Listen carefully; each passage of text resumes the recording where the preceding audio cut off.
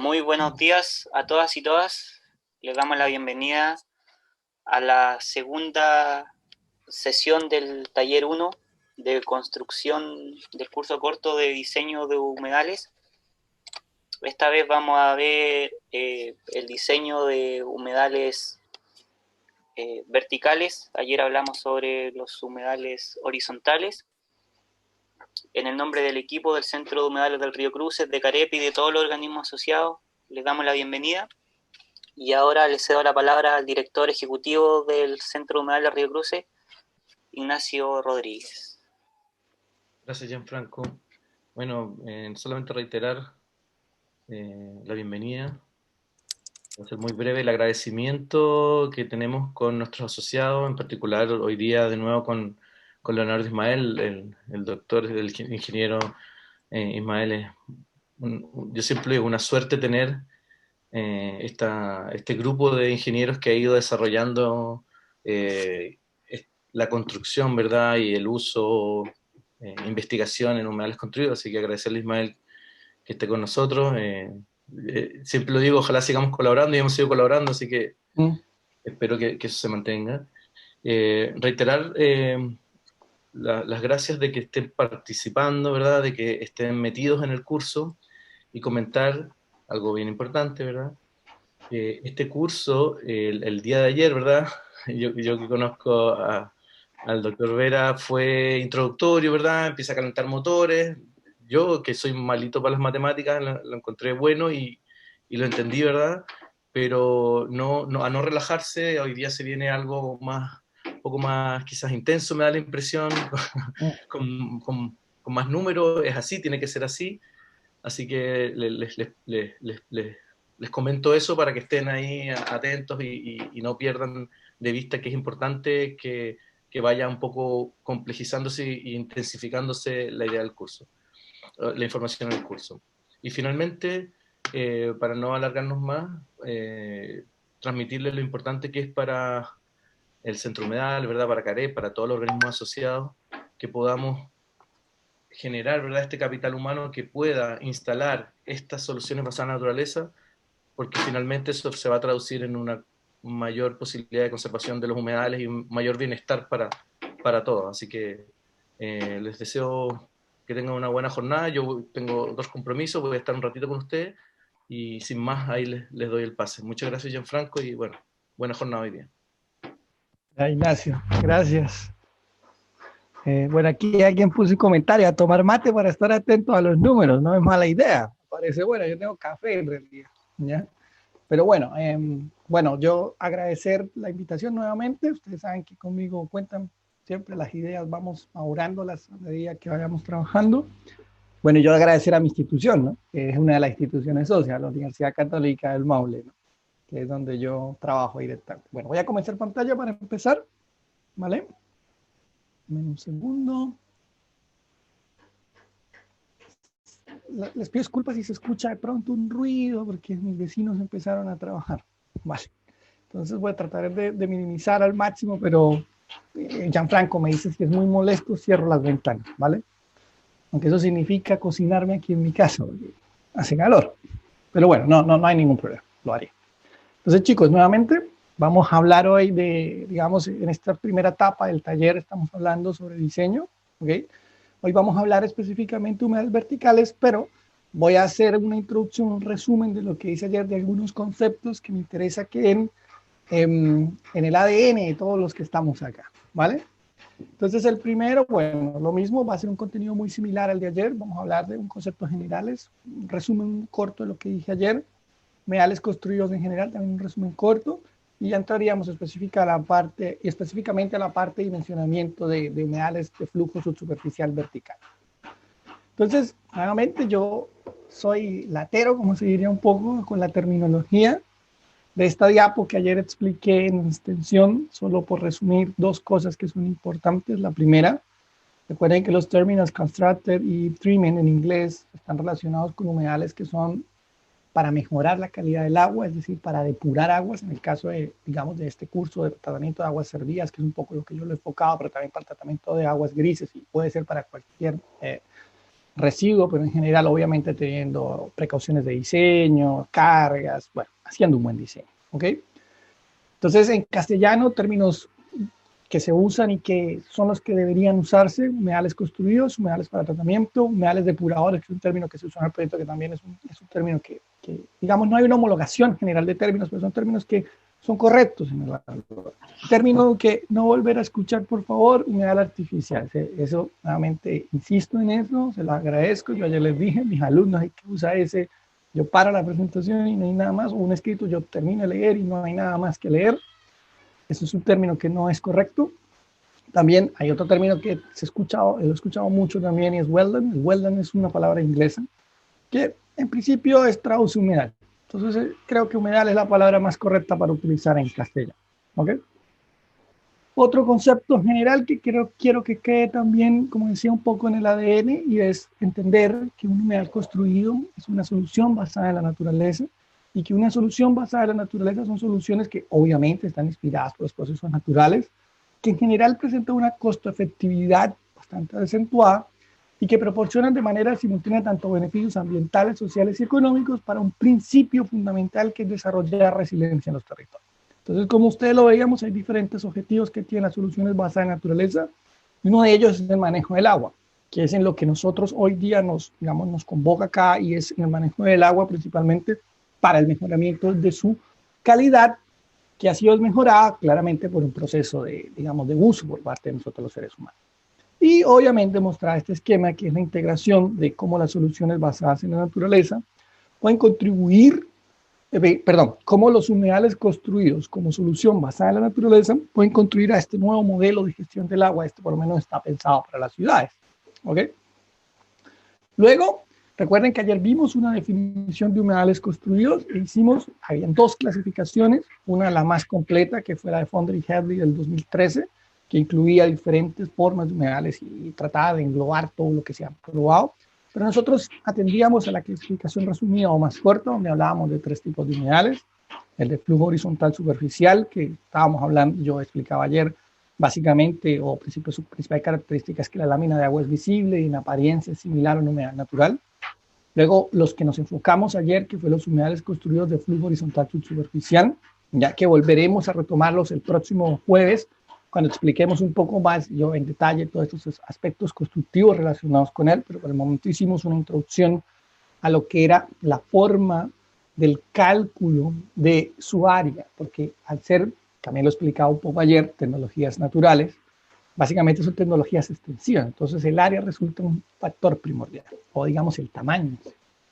Y hoy vamos a hablar de este otro tipo, que son los humedales construidos de tipo vertical. Mostraba esta fotografía ayer, en la cual se ve un sistema que está, recién arrancando. ¿Ok? Entonces, ahora también quisiera comentar un poco, a modo de que, si ya nos centramos en los humedales construidos de tipo vertical, ¿okay? Hay algo que hay que comentar, y es que, si bien tiene un desarrollo reciente, por decirlo de alguna forma, la idea no es nueva. Y aquí hay una imagen que está en los libros de Cadley, y que Carlos tomó también de ahí, sé que se fue compartida a él por estas personas, por Wallace. Esta patente que ustedes ven acá es un sistema de filtración por plantas y de tratamiento, que es una patente norteamericana del año 1901. Entonces, si bien el desarrollo de los humedales construidos de tipo vertical es relativamente reciente, la idea no es nueva. Fíjense que esto es de hace más de 100 años. Entonces, no es un concepto tan moderno, pero sí la aplicación o el desarrollo de la tecnología ha sido un concepto relativamente moderno. ¿Ok? Entonces, eso también es importante. Sigamos acá. Entonces, aquí empezamos a hablar de lo que hoy nos vamos a enfocar, y es los humedales verticales, los sistemas de flujo vertical subsuperficial no saturados, unsaturated. Por eso está en inglés, pero en realidad es no saturados. Y no saturados porque tendríamos que tener en cuenta que tienen 3 características específicas. Primero, flujo no saturado, es decir, el agua percola en el sistema, ¿ya? Básicamente, denme un segundo, aquí me equivoqué. Luego, déjame cambio acá, Luego, el sistema o aplicación del agua que se realiza en esta zona se hace por pulsos, es decir, se va dosificando el sistema, y la aireación, es decir, la forma en que el oxígeno ingresa al sistema, se hace de forma pasiva, ¿ya? Es decir, se reoxigena el sistema de manera natural sin utilizar ningún equipamiento mecánico, y esa reoxigenación se hace, ya lo voy a explicar un poco más en detalle cuando hable del diseño, por convección, difusión, y también se dejan esto que se denominan las torres de aireación. Esto también se utiliza, sobre todo que estamos enfocados un poco y nos vamos a enfocar en los modelos de diseño de ANESIT. Y como ustedes lo ven acá, básicamente, esto empieza a desarrollarse en los años 90, 80. Entonces, todavía es una tecnología, en el caso de los humedales verticales en construcción, y sobre todo para países como el nuestro, donde en general todo lo que vamos a ver o todo lo que se ha desarrollado en humedales verticales no fue desarrollado nuevamente en el país, sino fue desarrollado en Europa. Nosotros estamos, y al final también lo voy a mostrar un poco, estamos tratando a escala de laboratorio de entender un poco cómo adaptamos estos modelos de diseño a nuestra realidad nacional, ¿ya? Eso lo voy a mostrar un poco al final. Entonces, ideas que vayamos teniendo acá. Primero, vamos a hablar de humedales verticales no saturados. Segundo, la aplicación a estos humedales se realiza por pulsos, no es alimentación continua. Y tercero, tiene aireación pasiva, es decir, aireación de tipo natural. No hay ningún componente electromecánico que le entregue aire a este sistema, ¿ok? Eso son tres. Y esto ha llevado a que estos sistemas, como ustedes observan ahí, el oxígeno ingresa a él directamente tanto por la parte superficial y con las torres de aireación ingresa por la parte inferior.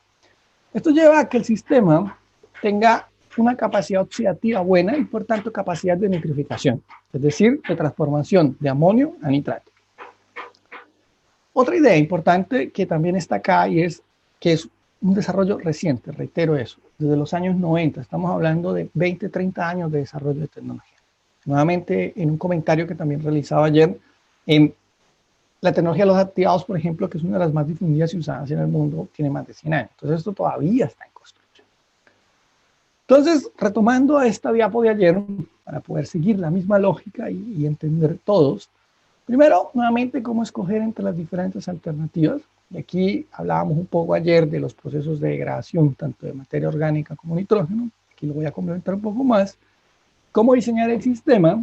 Recuerden qué tan grande, qué tan profundo, qué tan largo, qué tan ancho, diferentes aspectos relacionados con la forma, que es lo que estamos abordando acá. Y, obviamente, reiterar que el tamaño sí importa.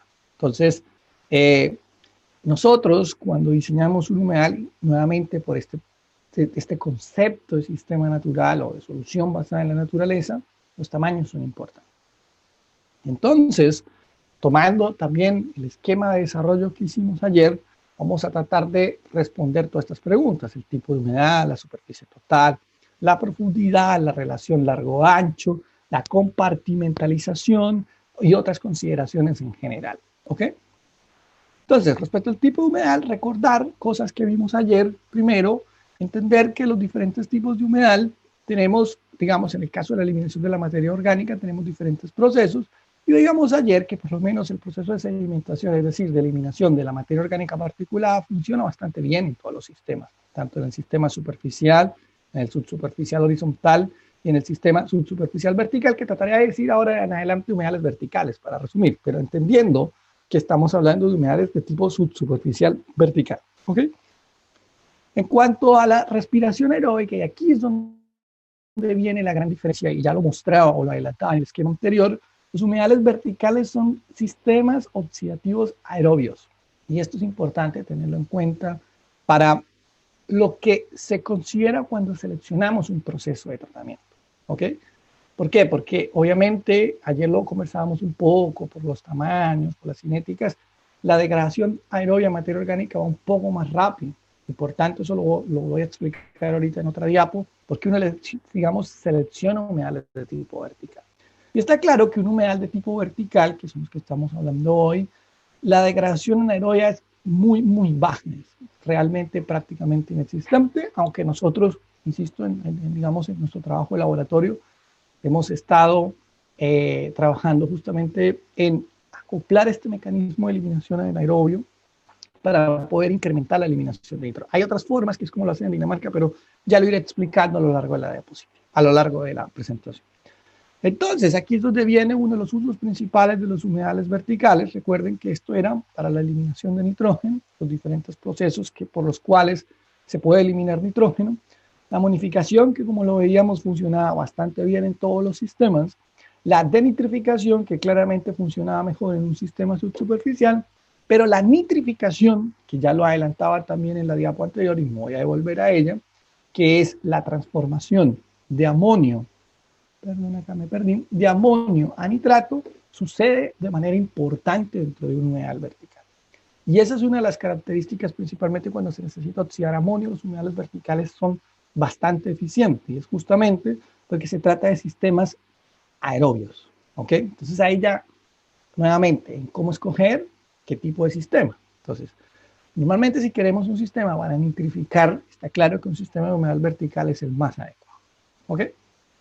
Entonces, teniendo en cuenta toda esta introducción, diríamos, ok, un humedal de vertical es un sistema aerobio, a diferencia de un sistema de humedales subsuperficiales horizontales, que es un sistema anaerobio. Y eso lo vamos a ver también en nuestro diseño final, en el resultado, respecto al valor de área que necesitamos. Entonces, ¿por qué utilizar humedales de tipo vertical? Esa también es una pregunta que yo quise responder de alguna forma, apoyado en algunas cosas que hemos hablado con Carlos. ¿Ya? Y es, primero, porque hay un incremento en las tasas de nitrificación y realmente el sistema, nosotros también con las experiencias de laboratorio que hemos hecho aquí en la ciudad de Talca y también en la ciudad de Iquique, hemos encontrado que la tasa de nitrificación se nitrifica más del 90% del amonio o del nitrógeno total que ingresa. Nosotros en realidad hemos evaluado amonio en nuestro caso. Hay una mayor capacidad emitiendo carga orgánica y esto es debido a la naturaleza aerobia del proceso. Como lo explicaba previamente, cuando uno estudia las cinéticas específicas de crecimiento de microorganismos, normalmente los microorganismos aerobios son más eficientes en el proceso oxidativo de la materia orgánica.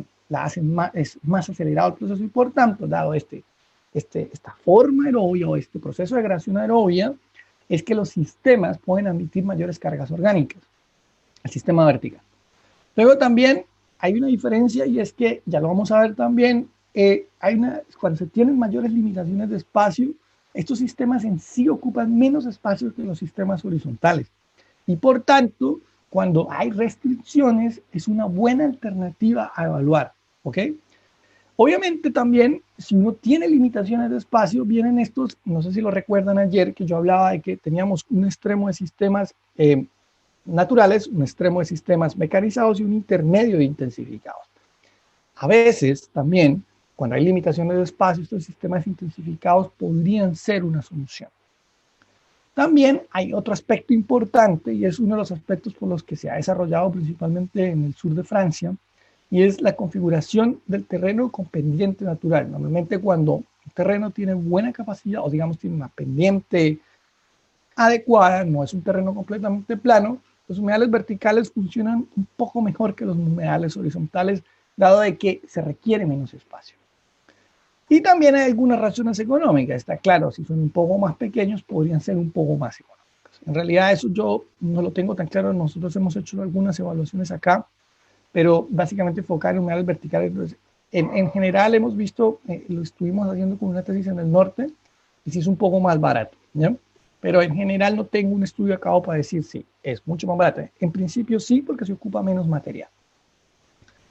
Entonces, para calcular la superficie total de un humedal de tipo vertical, nosotros aquí vamos a tratar de hablar de dos formas de diseño. Entonces, hay una que es tomar las guías de diseño de otros países. Básicamente hay 3, 4 países en el mundo que tienen guías de diseño. Tenemos las más difundidas o las más conocidas en el mundial son las de Dinamarca y Alemania. En el caso de Dinamarca, ahorita esa es la que yo voy a enfocarme en esta clase, en este curso. Y también estarían las alemanas, las normas de WA, se me olvidó un poco el nombre, que fueron publicadas en el 2017. ¿Ya? Son relativamente recientes. Las de Dinamarca fueron publicadas en el año 2004 y hay un proceso de actualización que ellos están trabajando ahora, que es un artículo científico que estuvimos trabajando con Carlos justamente en el verano pasado. Y luego tenemos un método que se desarrolló también, que este método fue desarrollado más en Austria, que es otro país que también tiene guías de diseño, que fue desarrollado por Christoph Plasser en el año 1999, que es básicamente hacer un equilibrio de la demanda y la disponibilidad de oxígeno para poder dimensionar el área del humedal. ¿Ok? Entonces, esto sería a grandes rasgos lo que se conoce, digamos, de diseño de humedales verticales. Entonces, vamos a ver primero las guías de diseño de otros países y nos vamos a enfocar un poco en la guía danesa.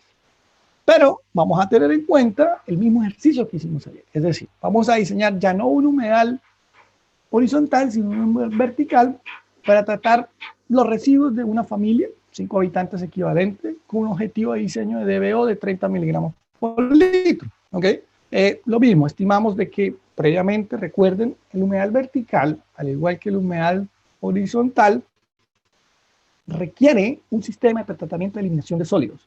¿Ya? Recuerden que ayer les comentaba que es necesario, ya que los humedales subsuperficiales, tanto horizontales como verticales, pueden tener, si no tienen un buen sistema de eliminación de sólidos, un problema que se denomina clogging en inglés o taponamiento. Por tanto, una fosa séptica sería lo mínimo que se puede poner. Alguien ayer preguntaba también por ejemplo, ¿qué otros sistemas de pretratamiento?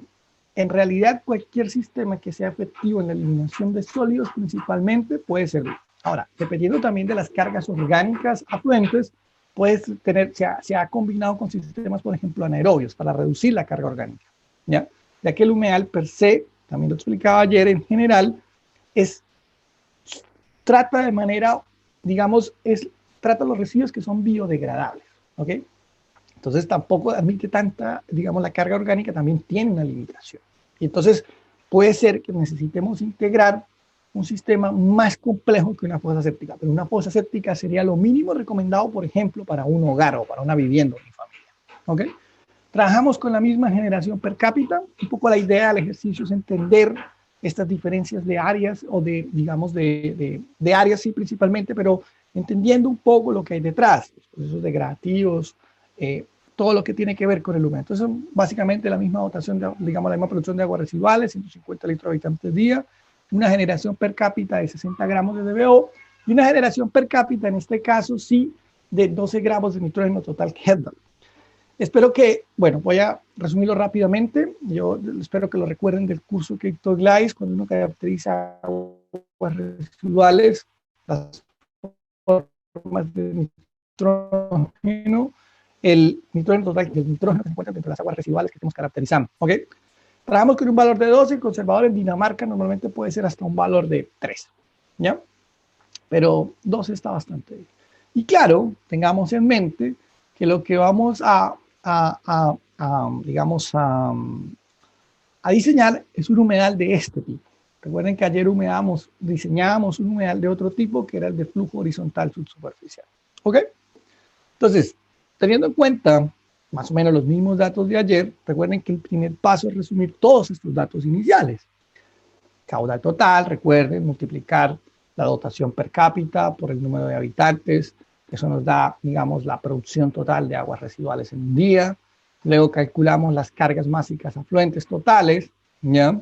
Donde tenemos una carga por DBO, ¿ya? Considerando lo que ya la fosa séptica extrajo, es decir, un tercio, es decir, para diseño nos quedarían 2/3 que necesitamos remover a través de nuestro sistema de humedal. Una carga que en este caso vamos a adicionar, que es de DQO, que vamos a considerar del doble de la DBO, ¿ya? Que más o menos sería un líquido que tiene una biodegradabilidad natural, o sea, perdón, que es susceptible de degradación o por tratamiento biológico, como los sistemas humedales, con una carga de 120 gramos de DQO, ¿ya? Una carga unitaria de 120 gramos de DQO, que no estaba en las características iniciales, pero tendríamos que asumirlo para el diseño, y una carga de lo que ya comentaba de 12 gramos de nitrógeno total. Eso nos daría las cargas globales de los 3 compuestos que vamos a analizar para diseño. Y básicamente estimaríamos los valores de concentración afluente con una concentración inicial de DBO, que ya la estimábamos de 266, una concentración inicial de DQO, que lo comentábamos un poco, esto es un poco alto para lo que sería, que lo comparamos con aguas servidas que uno mide en el país, ¿ok? ¿ok? Entonces, también tengamos en cuenta esa consideración. Pero a modo de cálculo, de ejercicio, que es lo que estamos desarrollando hoy, son valores que vamos a trabajar con ellos. Y luego tenemos una concentración de nitrógeno total Kendall de 80 miligramos por litro, que también es un poco alta en realidad, pero que yo he podido, digamos, entre algunos monitoreos que hemos realizado, principalmente de amonio, entendiendo que el amonio es el principal componente del nitrógeno total Kendall, sí estamos cercanos a estos valores en el país. Nosotros hemos llegado a medir aquí en la zona sur sobre 50 miligramos por litro de amonio, porque nosotros medimos ese amonio, no Kendall, pero entendiendo que el Kendall está conformado principalmente, o sea, el Kendall incluye todas las formas orgánicas de nitrógeno, pero principalmente está conformado por amonio. Y en general, ustedes saben, cuando uno habla de aguas residuales domésticas o aguas servidas, el principal componente de nitrógeno que está presente es el amonio.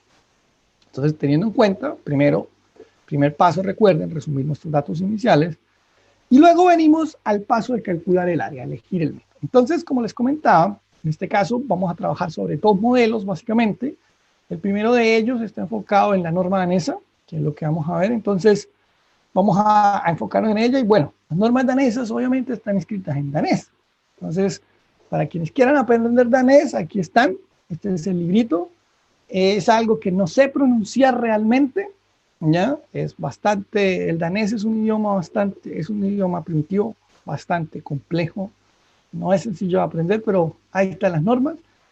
Y como dicen mis colegas de allá, dicen, bueno, pero están también en cristiano. Y obviamente no están tan cristiano, porque no están en castellano. Digamos, lo más similar que uno encuentra en la literatura internacional es este artículo, publicado por Hans y Carlos en el año 2005, que es donde se entrega o se resume gran parte de lo que está contenido en esta manual danés. Entonces, primero, el manual danés.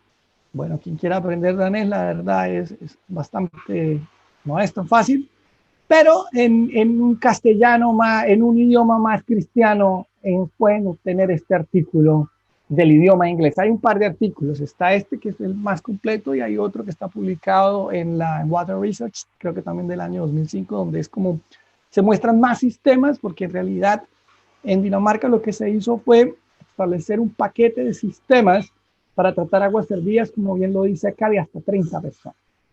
¿Ok? Entonces incluye tecnologías tanto de humedales horizontales, que lo mostramos un poco ayer también de las referencias que hablábamos, verticales, y también sistemas de descarga cero, como lo denominan ellos, que son humedales evapotranspirativos, que no, digamos, no son el objetivo de este curso, pero es otro tipo de sistema que también se usa allá en Dinamarca. Entonces, si nosotros vamos a elegir el método danés, le agradecería a alguien que tiene el micrófono abierto, por favor. Entonces, si uno mira, básicamente, de acuerdo a la guía danesa, cuando uno tiene una necesidad de tratamiento de hasta 5 personas equivalentes, considerando que una persona equivalente es la producción de 60 gramos de DBO5 por habitante al día, el área que se necesita es de 16 metros cuadrados. En la figura 7 del artículo que yo comentaba, en general en Dinamarca ya está definido los rangos poblacionales, ¿ya? Y las necesidades de área, incluso las formas de los sistemas para tratarlo. Entonces, nosotros, en este caso específico que estamos aquí hablando, ya estaríamos en este rango. Por tanto, de acuerdo a esta guía, nosotros necesitaríamos 16 metros cuadrados de tratamiento. No sé si recuerdan ayer cuánto nos había dado el sistema horizontal. En el método de diseño más osado, por decirlo de alguna forma, o el que requería menos área, estábamos hablando de 22 metros cuadrados. Y en el método de diseño más conservador, estábamos hablando de 44 metros cuadrados. Entonces, si ustedes se dan cuenta, indiferentemente de cualquiera de los dos extremos que usáramos en horizontales, siempre sería mayor a esta propuesta, por lo menos hecha por Dinamarca. Aquí hay algo interesante de ver, y es que esto es el trabajo de investigación de varios años que realizó una universidad allá, que fue la Universidad de Aarhus, que fue la que hizo los estudios para generar estas guías hace más de 20 años. Entonces, también fueron desarrollados a finales de los 90, principios del siglo. Entonces, retomando esto, es recomendando de que serían 16 metros cuadrados, ¿ok?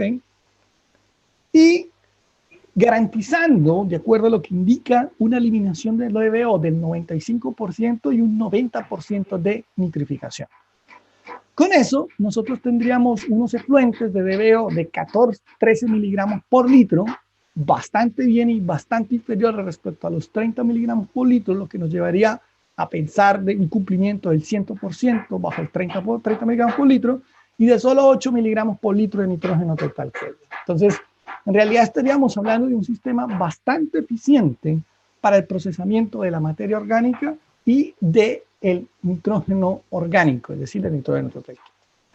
Entonces, bueno, aquí me dice Gianfranco el martillo, voy a cerrar un poco.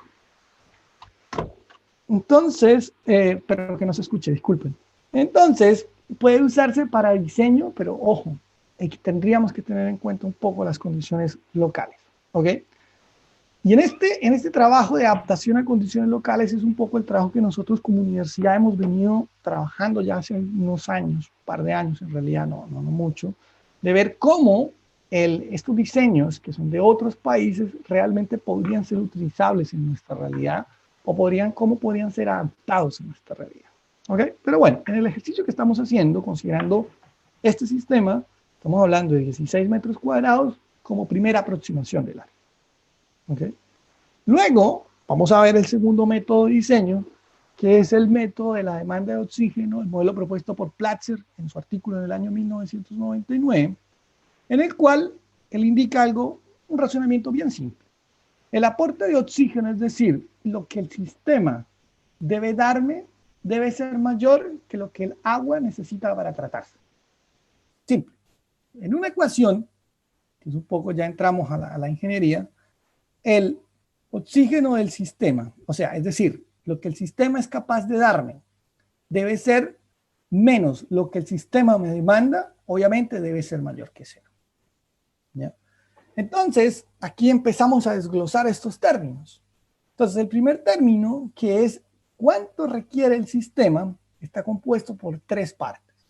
Primero, la oxidación de la materia orgánica, en este caso medida por DQO, porque mide parte de las fracciones tanto fácilmente biodegradables, que es lo que se mide con la DBO, como algunos compuestos recalcitrantes. Entonces, el señor Platzer parte de la asunción de que en general el sistema, al ser oxidativo aerobio, tiene la capacidad de oxidar ciertos compuestos recalcitrantes. Luego tenemos la necesidad de oxígeno para nitrificar, que es básicamente, nuevamente, la conversión del amonio al nitrato. Y luego él considera, y ya lo vamos a ver, vamos a desglosar cada uno de estos términos, una recuperación de oxígeno por denitrificación. ¿Ok? Pero, ¿cómo el sistema es capaz de entregarme oxígeno a mí? Entonces, hay dos procesos que están relacionados directamente para esta provisión de oxígeno por el sistema. Hay uno, que es el oxígeno, el ingreso que el sistema me puede aportar por difusión, y hay otro, que es lo que el sistema me puede aportar por convección. ¿Ok?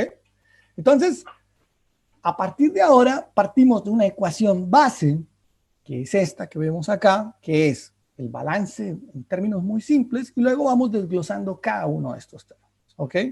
Donde, obviamente, o I es el aporte total de oxígeno al sistema, o D es el oxígeno que demanda el sistema, y el OD está compuesto por una demanda de oxígeno debido a la descomposición de la materia orgánica, una demanda de oxígeno debido a la nitrificación, una reducción de la demanda de oxígeno por efecto de la denitrificación, un OI, en el caso de lo que digamos, el sistema es capaz de entregarnos, que es un aporte de oxígeno debido a la difusión, y el OI por convección, que es un aporte de oxígeno debido a la convección. Entonces, ahora de aquí en adelante nos enfocaremos en tratar de responder a cada uno de estos términos, de estas ecuaciones. Entonces, vamos al primero.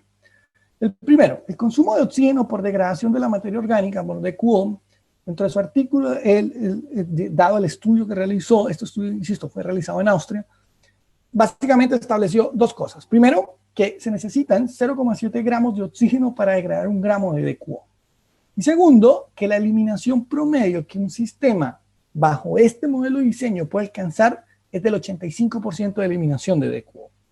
Teniendo en cuenta estos dos aspectos, por tanto, se calcularía de esta forma. Entonces, el oxígeno demandado por la DQO es igual a 0,85 por 0,7 por el valor de la concentración, o perdón, de la carga inicial de DQO.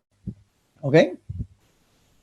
Entonces, aquí vemos que, retomando nuestros números, tendríamos que un valor de 400 gramos de DQO nos demandaría 238 gramos de oxígeno disuelto por día. ¿Ok? Entonces, nuevamente, este término está relacionado con la carga de DQO que nosotros tenemos. ¿Ok? Perdón, el OD estaría relacionado con lo que demandaría el sistema para oxidar la carga de DQO que nosotros tenemos en el agua. Entonces tendremos este número, esta es la demanda de DQO por oxidación de la DQO, por la materia orgánica. Luego el segundo término estaría relacionado con el consumo del oxígeno por nitrificación. ¿Y qué consideraciones hace, digamos, en su modelo de diseño Platts? Primero, que se necesitan 4.3 gramos de oxígeno disuelto para degradar 1 gramo de nitrógeno total Kjeldahl.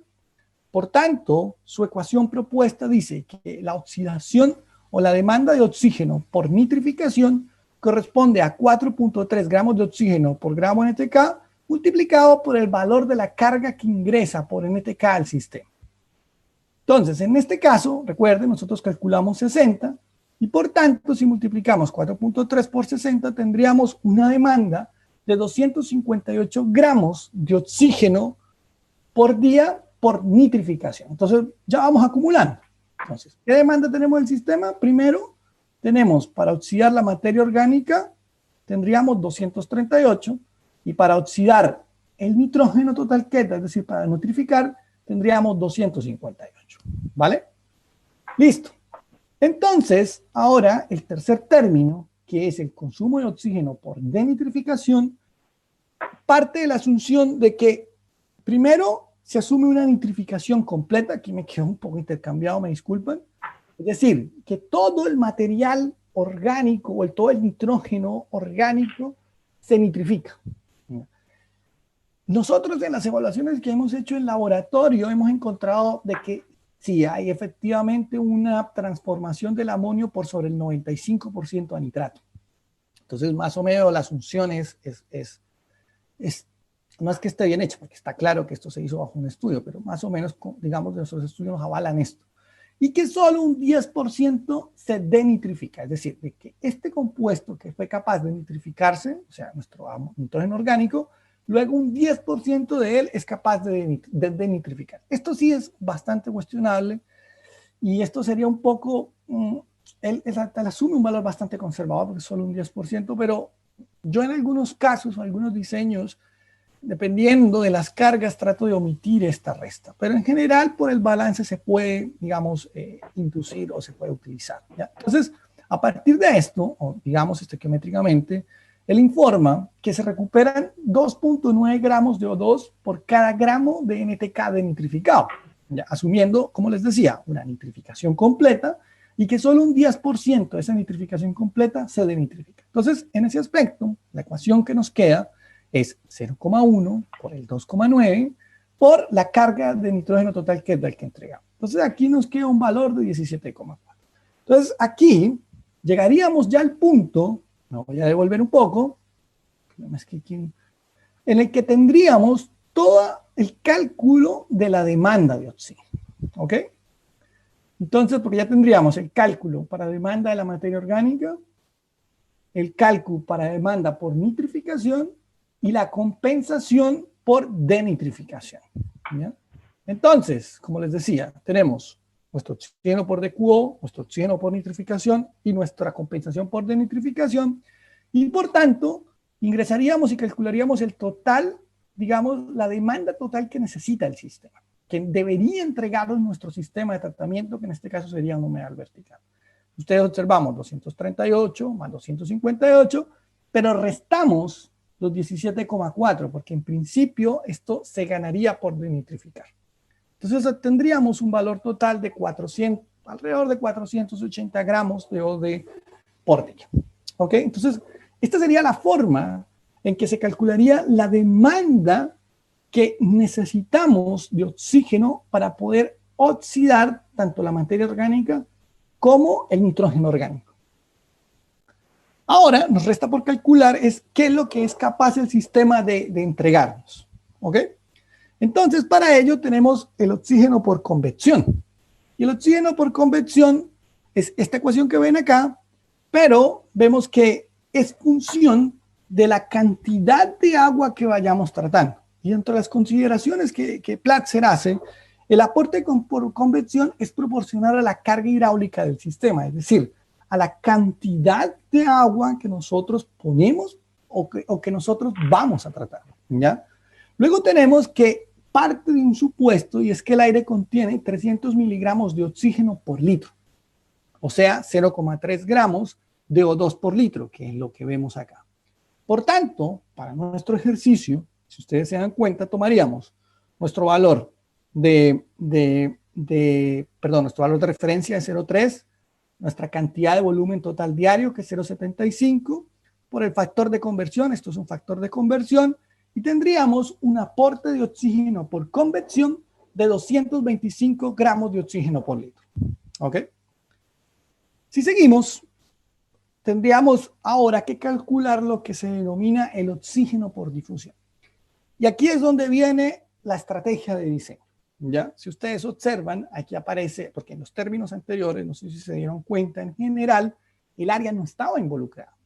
El área se involucra específicamente en esta capacidad que tiene el sistema de entregar oxígeno por difusión. ¿Ok? Y si ustedes observan, es una ecuación que involucra el área acá, pero que involucra otra variable que es muy importante, que es el número de cargas. Recuerden cuando mostraba esta diapo inicial, y me voy a devolver hasta ella, disculpen, me voy a tomar la libertad de hacerlo para que quede bien claro, porque esto me interesa que quede claro. Creo que voy a volverme bastante. ¿Sí? Que fue la primera diapo, que es, no esta, sino la siguiente. Son sistemas que son cargados por pulsos, no son sistemas de carga continua. Entonces, en este factor N digamos, de Platzer, se incluyen la cantidad de pulsos que se aplican al sistema de manera diaria. Y esa es una diferencia con un humedal subsuperficial horizontal. El humedal subsuperficial horizontal en general tiene carga continua o carga de acuerdo a la producción del efluente. ¿Ok? Y ahorita, tal vez ahora o en el proceso constructivo lo explicaré un poco más, es cómo se hace esta carga por pulsos. ¿Ok? Entonces, denme un segundo, llego donde iba, pero me interesaba que eso quedara claro.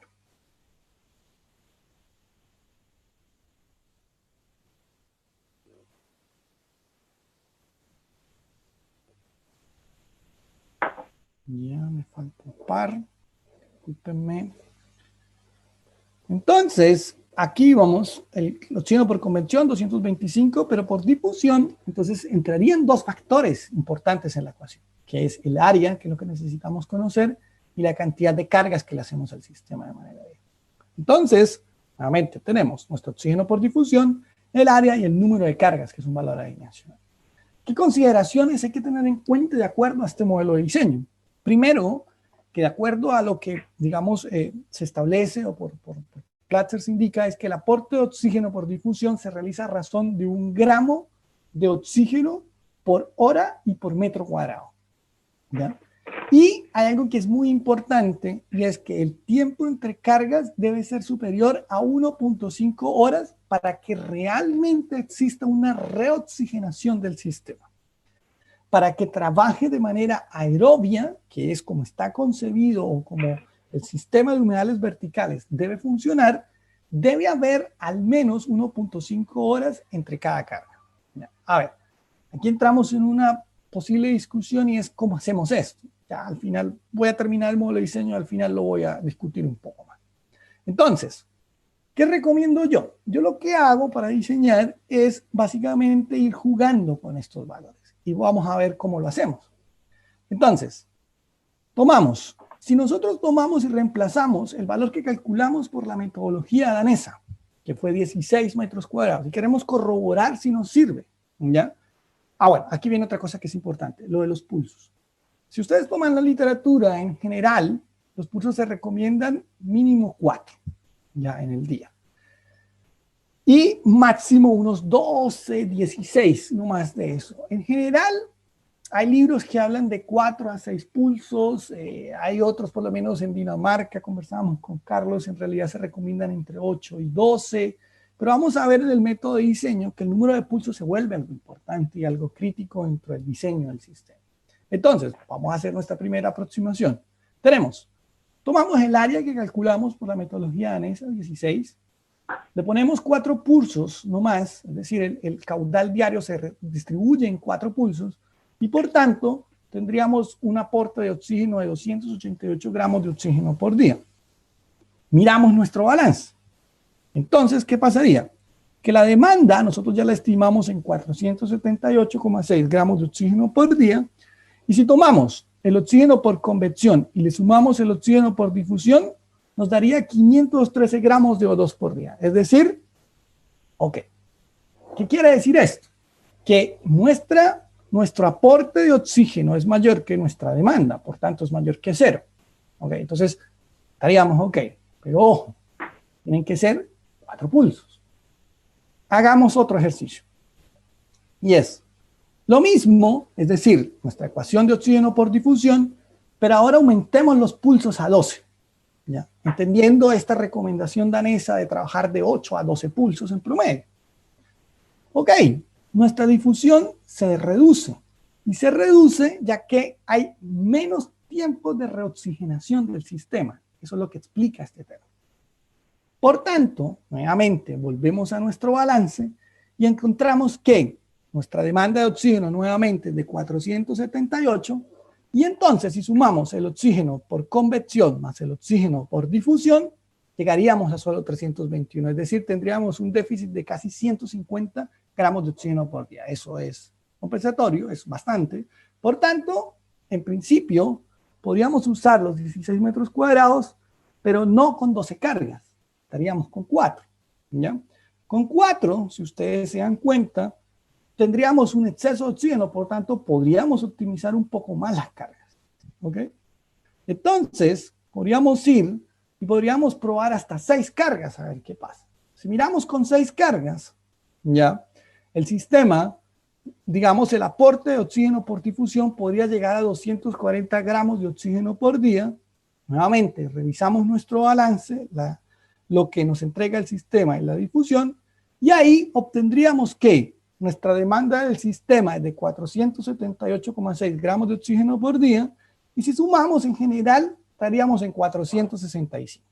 Podríamos aceptarlo. Está bastante cerca, aunque, insisto, violaría este principio. ¿Ok? Entonces, podríamos decir ya, ok, porque está bastante cerca y no siempre, hay un principio también que nosotros asumimos valores medios, y en general, tú sabes que tienes una variación en el medio. Entonces podría ser que está bastante cercano a la realidad. Podría ser, por eso pongo un ok como un interrogante. Y al final voy a responder esos interrogantes. Luego, si nosotros volvemos a nuestros 12 pulsos, que podría ser el caso más crítico, y jugamos con otro valor de área, es decir, aumentamos 2 metros cuadrados. ¿Ok? Entonces, eso nos entregaría un aporte de oxígeno por difusión de 108 gramos de oxígeno por día. ¿Qué pasaría? Volvemos a nuestra ecuación de balance y por tanto, con 18 metros cuadrados, pero con 12 pulsos, que sería como el límite que se recomienda, bajo un estándar danés, estaríamos hablando de tanto el oxígeno por convección más difusión de solo 330. Es decir, seguimos manteniendo ese déficit aproximado de 150. Por tanto, aparentemente 18 metros cuadrados con 12 pulsos no se puede. Sigamos. Esto yo lo hago para que ustedes vean la importancia de 2 factores, el área y los pulsos. Entonces, no es como ayer que era directamente una ecuación en función del área. Ustedes podrían despejar esta ecuación y dejarla en función del área, pero estos análisis de las cargas es importante hacer, porque van a marcar la diferencia en la capacidad oxidativa del sistema. Y siempre recuerden que hay que tratar, porque también la realidad es otra, de que los pulsos sean distanciados mínimo 1.5 horas para que haya reoxigenación del sistema. Recuerden que el principio de funcionamiento de un humedal vertical es aerobia. ¿Ok? Entonces, si hacemos el ejercicio, subimos el área, 20 metros cuadrados. ¿Ok? Partimos en 16. Pero vamos a 8 cargas diarias. tendríamos que tenemos 240 gramos de O2 por día. Por tanto, volvemos a nuestro balance y en este caso llegaríamos nuevamente a los 465 gramos de oxígeno por día. Es decir, podríamos indicar que el diseño podría ser aceptado. ¿Ok? Entonces, si nosotros hacemos un resumen con lo que ya más o menos vimos que en el caso de las guías danesas, uno podría dimensionar a 16 metros cuadrados. Y cuando digo dimensionamos con las guías danesas, también tendremos que tener en cuenta algunas cosas, digamos, más relacionadas con la constitución de los materiales que tienen esa cama. Que eso lo vamos a ver la semana entrante y que fue un poco lo que estuvimos trabajando con los chicos de CAREP durante el mes de diciembre. Porque nosotros dentro del proyecto que estamos trabajando hemos intentado hacer no sé si híbrido, pero sí esto, de tratar de mezclar las dos metodologías de diseño para poder tener un diseño más aproximado o mejor, ¿ya?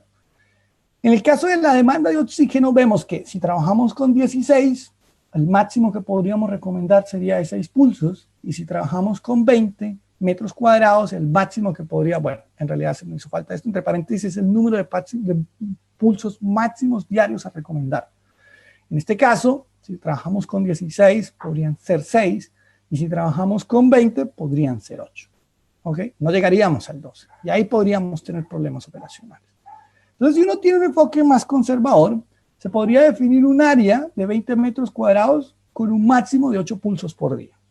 Sin embargo, bajo las directrices danesas y los cálculos de balances que digamos, se pueden trabajar con ellos, y cálculos de balance se podría elegir los 16 metros cuadrados, ¿ya? Entonces aquí es donde viene un poco la experiencia del diseñador, ¿ya? Para conseguir o para considerar cuál de los dos valores podría trabajar. En general, cuando uno mira la experiencia danesa, se da cuenta de que hay un par de restricciones, yo insisto en eso, de que es bueno, podríamos dejar los 16 metros cuadrados, ¿ya? Porque hay consideraciones, insisto, de las fluctuaciones de carga, hay consideraciones también del tamaño del terreno, porque claro, un humedal de área de 16 metros cuadrados, obviamente 4 metros cuadrados no es una superficie menor, dependiendo también de donde lo estemos instalando. Entonces, por eso les digo que depende del tema de sitio específico. Ahora, aquí hay algo que es importante y es estas cargas. Entonces, estas cargas, ¿cómo se hacen? Por lo menos en el caso danés, se hacen con sistemas de bombeo. Y aquí viene otra cosa. Entonces ya viene un costo adicional que el sistema horizontal, por ejemplo, no tenía, y una complejidad operacional, que es esta bomba en la entrada que me entrega estas dosificaciones o pulsos que yo he definido. Nosotros con los chicos de CAREP ya vamos a intentar en realidad un sistema más simple que se ha usado, que es un sistema de sifón, también para ver estas dosificaciones. Y yo aquí, si alguien de los asistentes es capo en hidráulica, yo sé algo, pero no llego a ese nivel de expertise, nos puede colaborar en el proyecto para ver la calibración de los sifones necesarios previos al humedal, pucha, está bienvenido a trabajar con nosotros. Los chicos lo vamos a instalar inicialmente así para ahorrarnos esa primera parte de la bomba, y especialmente pensando, como es la filosofía del proyecto, de que sea un sistema más social. Ustedes saben, una bomba, aquí hay una cosa que es, no podemos usar bombas de agua potable. Inicialmente nosotros discutíamos con los chicos de CARE de esto, o sea, ellos habían concebido una bomba, una sencilla, una PKM 60, no se puede porque estamos trabajando, así sea con aguas tratadas, son aguas residuales. Se necesitan bombas de aguas residuales para esto, y una bomba de aguas residuales puede costar hasta 10 veces más que una bomba de agua normal. Entonces, por eso tomamos esa decisión de trabajar con sifones, ¿ya? Entonces, vamos a construir el sistema así. Ya Gianfranco la semana entrante, para quienes vayan al sistema, se van a dar cuenta cómo lo hemos pensado un poco, porque lo vamos a hacer un poco a tanteo de error, porque, insisto, los cálculos hidráulicos ahí, yo personalmente no los tengo tan claros, y sería bueno desarrollarlos dentro del proyecto, y es parte de lo que nosotros buscamos en el proyecto. Entonces, si hay algún ingeniero hidráulico aquí presente que se quiere integrar, por favor, contacte a Gianfranco y podríamos empezar a mirar.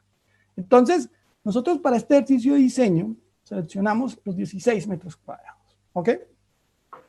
Entonces, luego vamos a nuestro tercer paso, que es seleccionar la profundidad, y básicamente en las guías danesas se habla de 1 metro.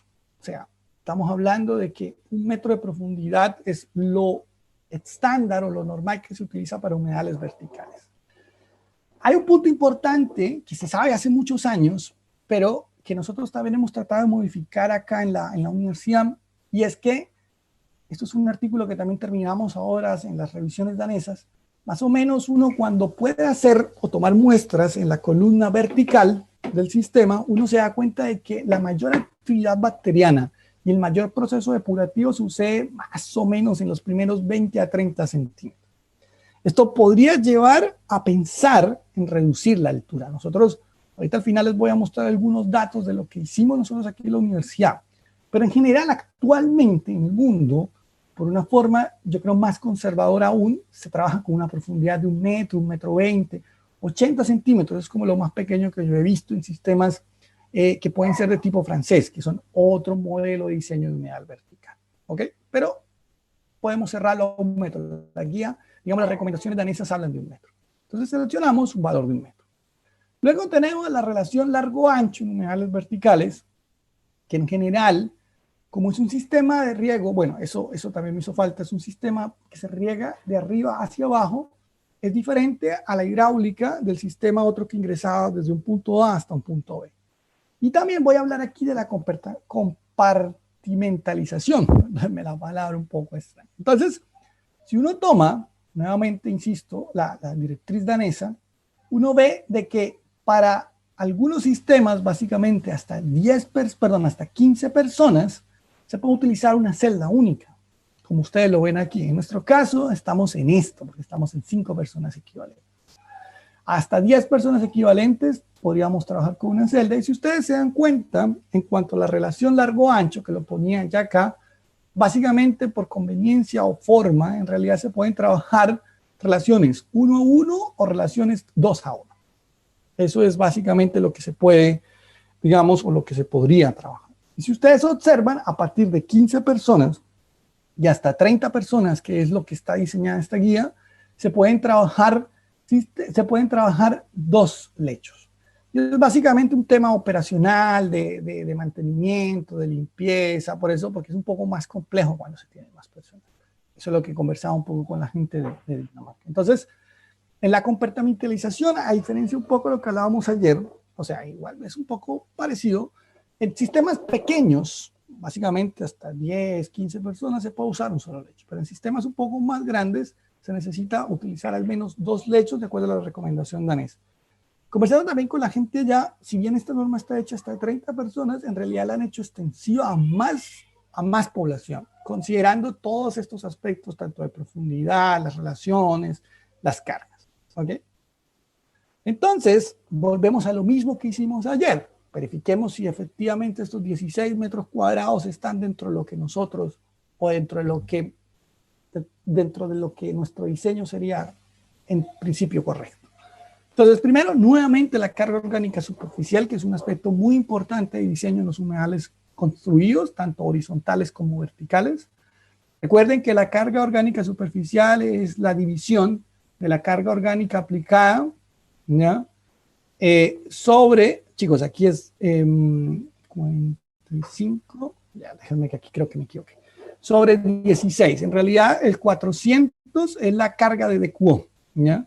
Sobre 16, aquí está mal, es DQO, me quedaría un 25 gramos de DQO por metro cuadrado al día. ¿Ok? Y en cuanto a la carga hidráulica, normalmente estamos hablando de lo que es el volumen diario sobre el área superficial, que es 16 metros cuadrados. Entonces estamos hablando de más o menos 47 milímetros por día. Si uno lo mira, en realidad, y lo compara con esta tabla que está en el libro de Dotro Edal, que fue uno de los que les mostraba ayer, de tapa verde, pero esta ya es la tabla traducida de la que nosotros estuvimos trabajando en el año, ustedes se darán cuenta que la máxima tasa de carga orgánica es de 27 gramos de DQO. Por tanto, nosotros si estamos en 25 estaríamos bastante bien. ¿Ok? En general, si ustedes se dan cuenta, en Dinamarca, el tamaño mínimo de diseño que se debe hacer, indiferentemente si son 1 y hasta 5 personas, debe ser de 5 habitantes equivalentes. En el caso de Alemania, el tamaño mínimo recomendado para sistemas es de 4 habitantes equivalentes. En el caso de Austria también se habla de 4 habitantes equivalentes.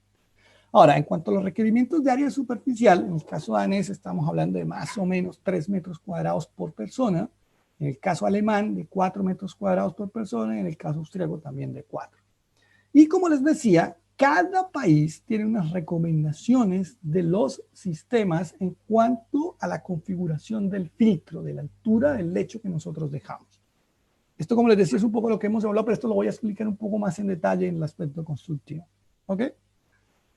Tanto, digamos, pero hay algo que es importante tener en cuenta, y es que el sistema vertical, que lo voy a explicar ahorita con una figura, está constituido por una capa superficial de grava, una capa intermedia de arena, principalmente arena de tipo grueso. Eso es lo que hemos analizado de acuerdo a las arenas que yo he visto en el país.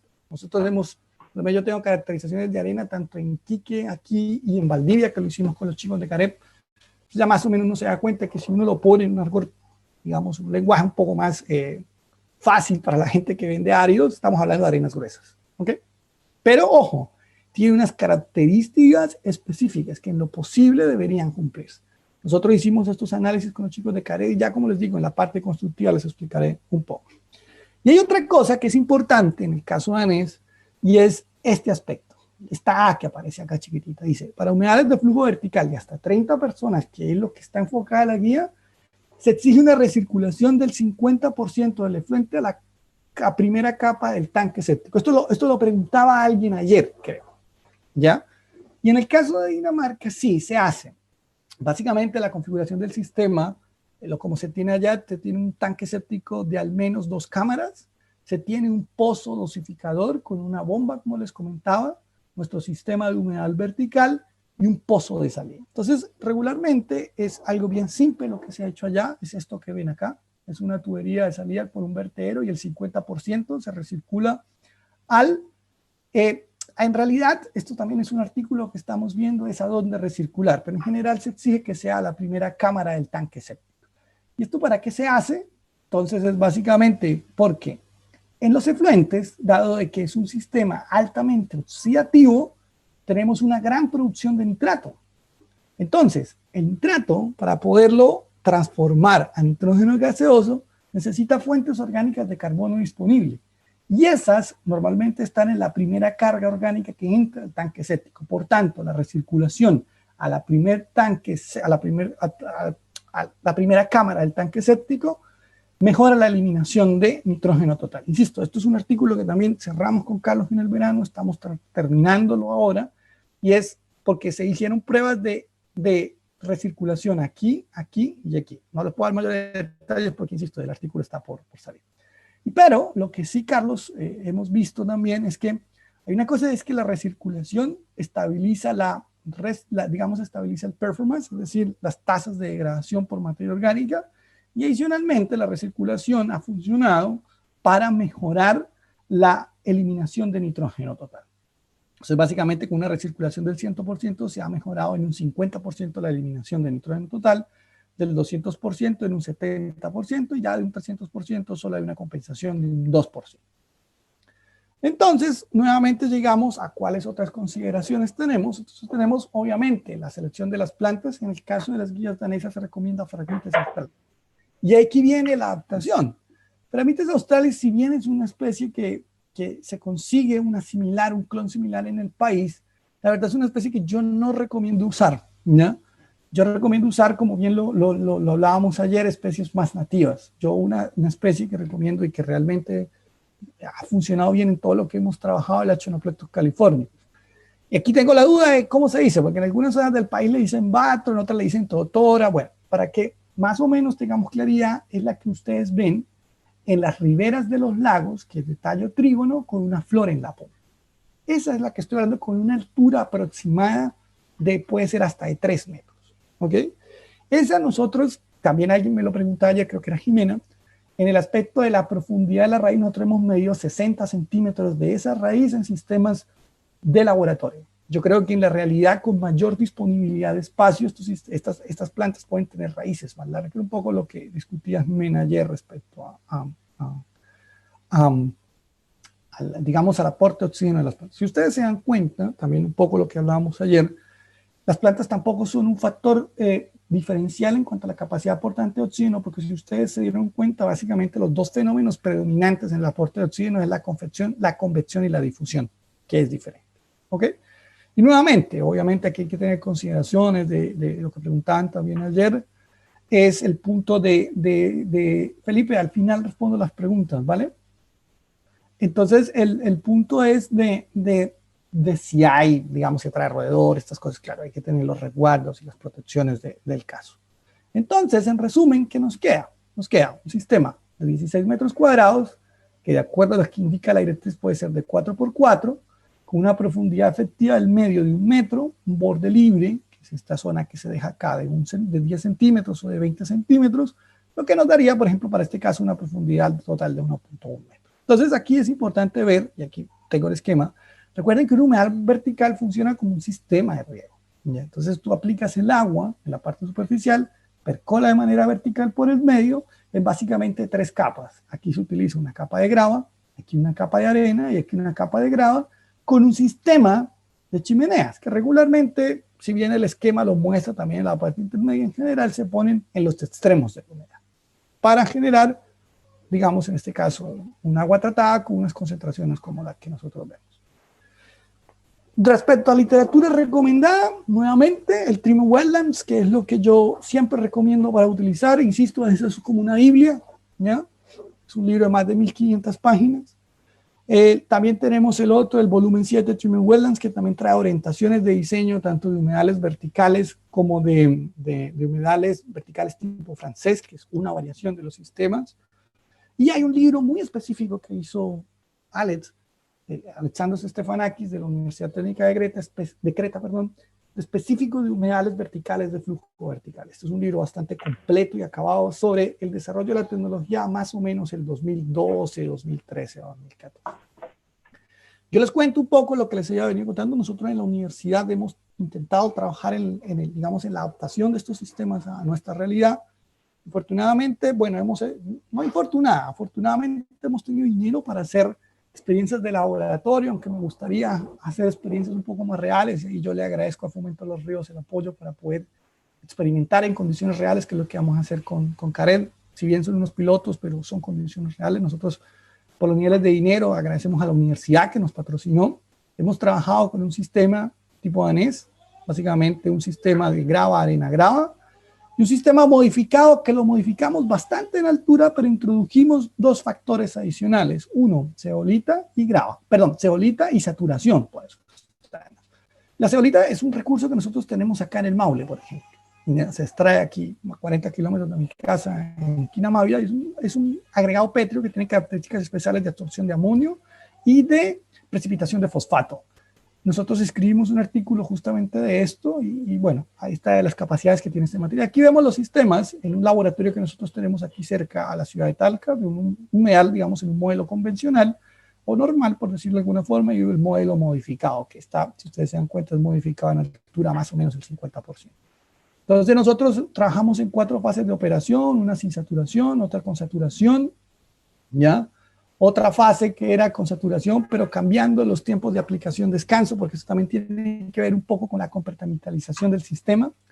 Uno puede utilizar un lecho único, pero también puede utilizar 2 lechos y permitir trabajo uno, descanso el otro. Ya, nosotros hemos tratado de ver eso también se hace, digamos, en el algodón de los humedales verticales. Y esto, por ejemplo, estas 3 primeras fases estuvieron enfocadas en eso, en lo que era rotar sistemas. Pero esta última estuvimos trabajando en fase única, es decir, como sistema único. Tratamos de estudiar la biomasa, hicimos una caracterización físico-química bastante completa. Esto estamos trabajando ya en un artículo, estamos terminándolo la semana entrante, pensamos mandarlo. Hay otro que tendríamos que terminar en el primer trimestre. Esto más o menos un poco el agua que entra, el agua que sale. Aquí hay una caracterización del agua servida con la que nosotros trabajamos. Cuando vemos de cubo estamos hablando de 200. Recuerda, aquí estamos trabajando con más de 500. Entonces, pues eso da un poco de que estos valores que trabajamos son un poco elevados, digamos, un poco, claro, para la realidad nacional. Este efluente es el efluente de una fosa séptica, ¿ok? Y si uno mira cómo fue la evolución, entendiendo de que el humedal construido rojo es el normal y el humedal construido azul es el modificado, vemos que, por ejemplo, en el caso de la materia orgánica, la DQO normalmente, las etapas 3 y 4, que trabajábamos con 2 sistemas. La etapa 2 se había afectada principalmente por un tema de la temperatura. Esto lo operamos sobre todo, a ver, creo que fue invierno, pero no me acuerdo, no lo recuerdo muy bien, aquí me puedo equivocar. Pero lo que sí vemos es que en las 2 últimas fases de operación está por debajo de 60 miligramos por litro. Esto es bastante bueno, ¿ya? Luego, el caso del amonio, lo que les decía, el sistema nitrifica muy bien. Si ustedes observan, en el caso del amonio, tenemos valores de entrada de 54 miligramos por litro en promedio, 55, pero tenemos salidas que en general son por debajo de 2 miligramos por litro, excepto en la etapa 2, que incluso en la etapa 2 tenemos por debajo de 10 miligramos por litro.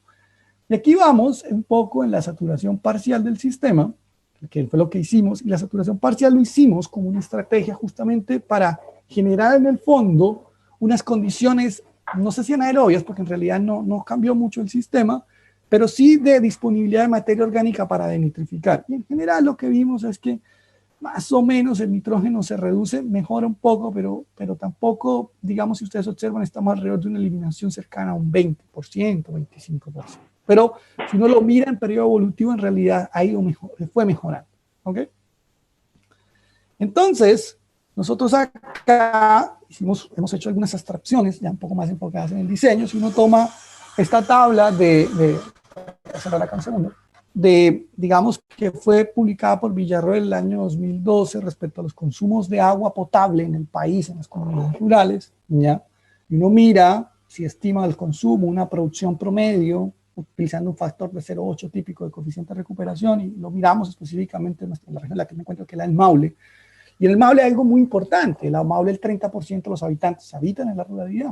Y si uno trabaja con una carga hidráulica de 0,8 metros cuadrados, en las diferentes fases, nosotros en realidad hemos trabajado con cargas hidráulicas de 120 milímetros por día, que son cargas instantáneas bastante altas, pero cuando uno lo estandariza, por ejemplo, en estos 3 sistemas, sería parecido a lo que tuvimos ahorita, que era de 40 milímetros por día.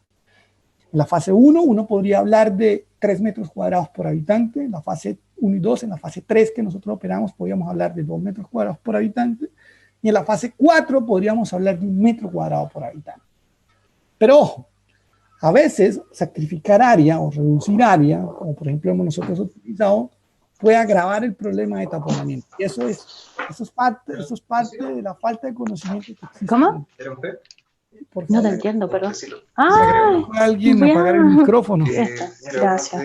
Vainilla, el otro de papaya y eso de... Oh, qué bacán. Gracias. No, está bien este. Sí. Sí. ¿Podría qué apagar bonito. el micrófono, por favor? Perdón.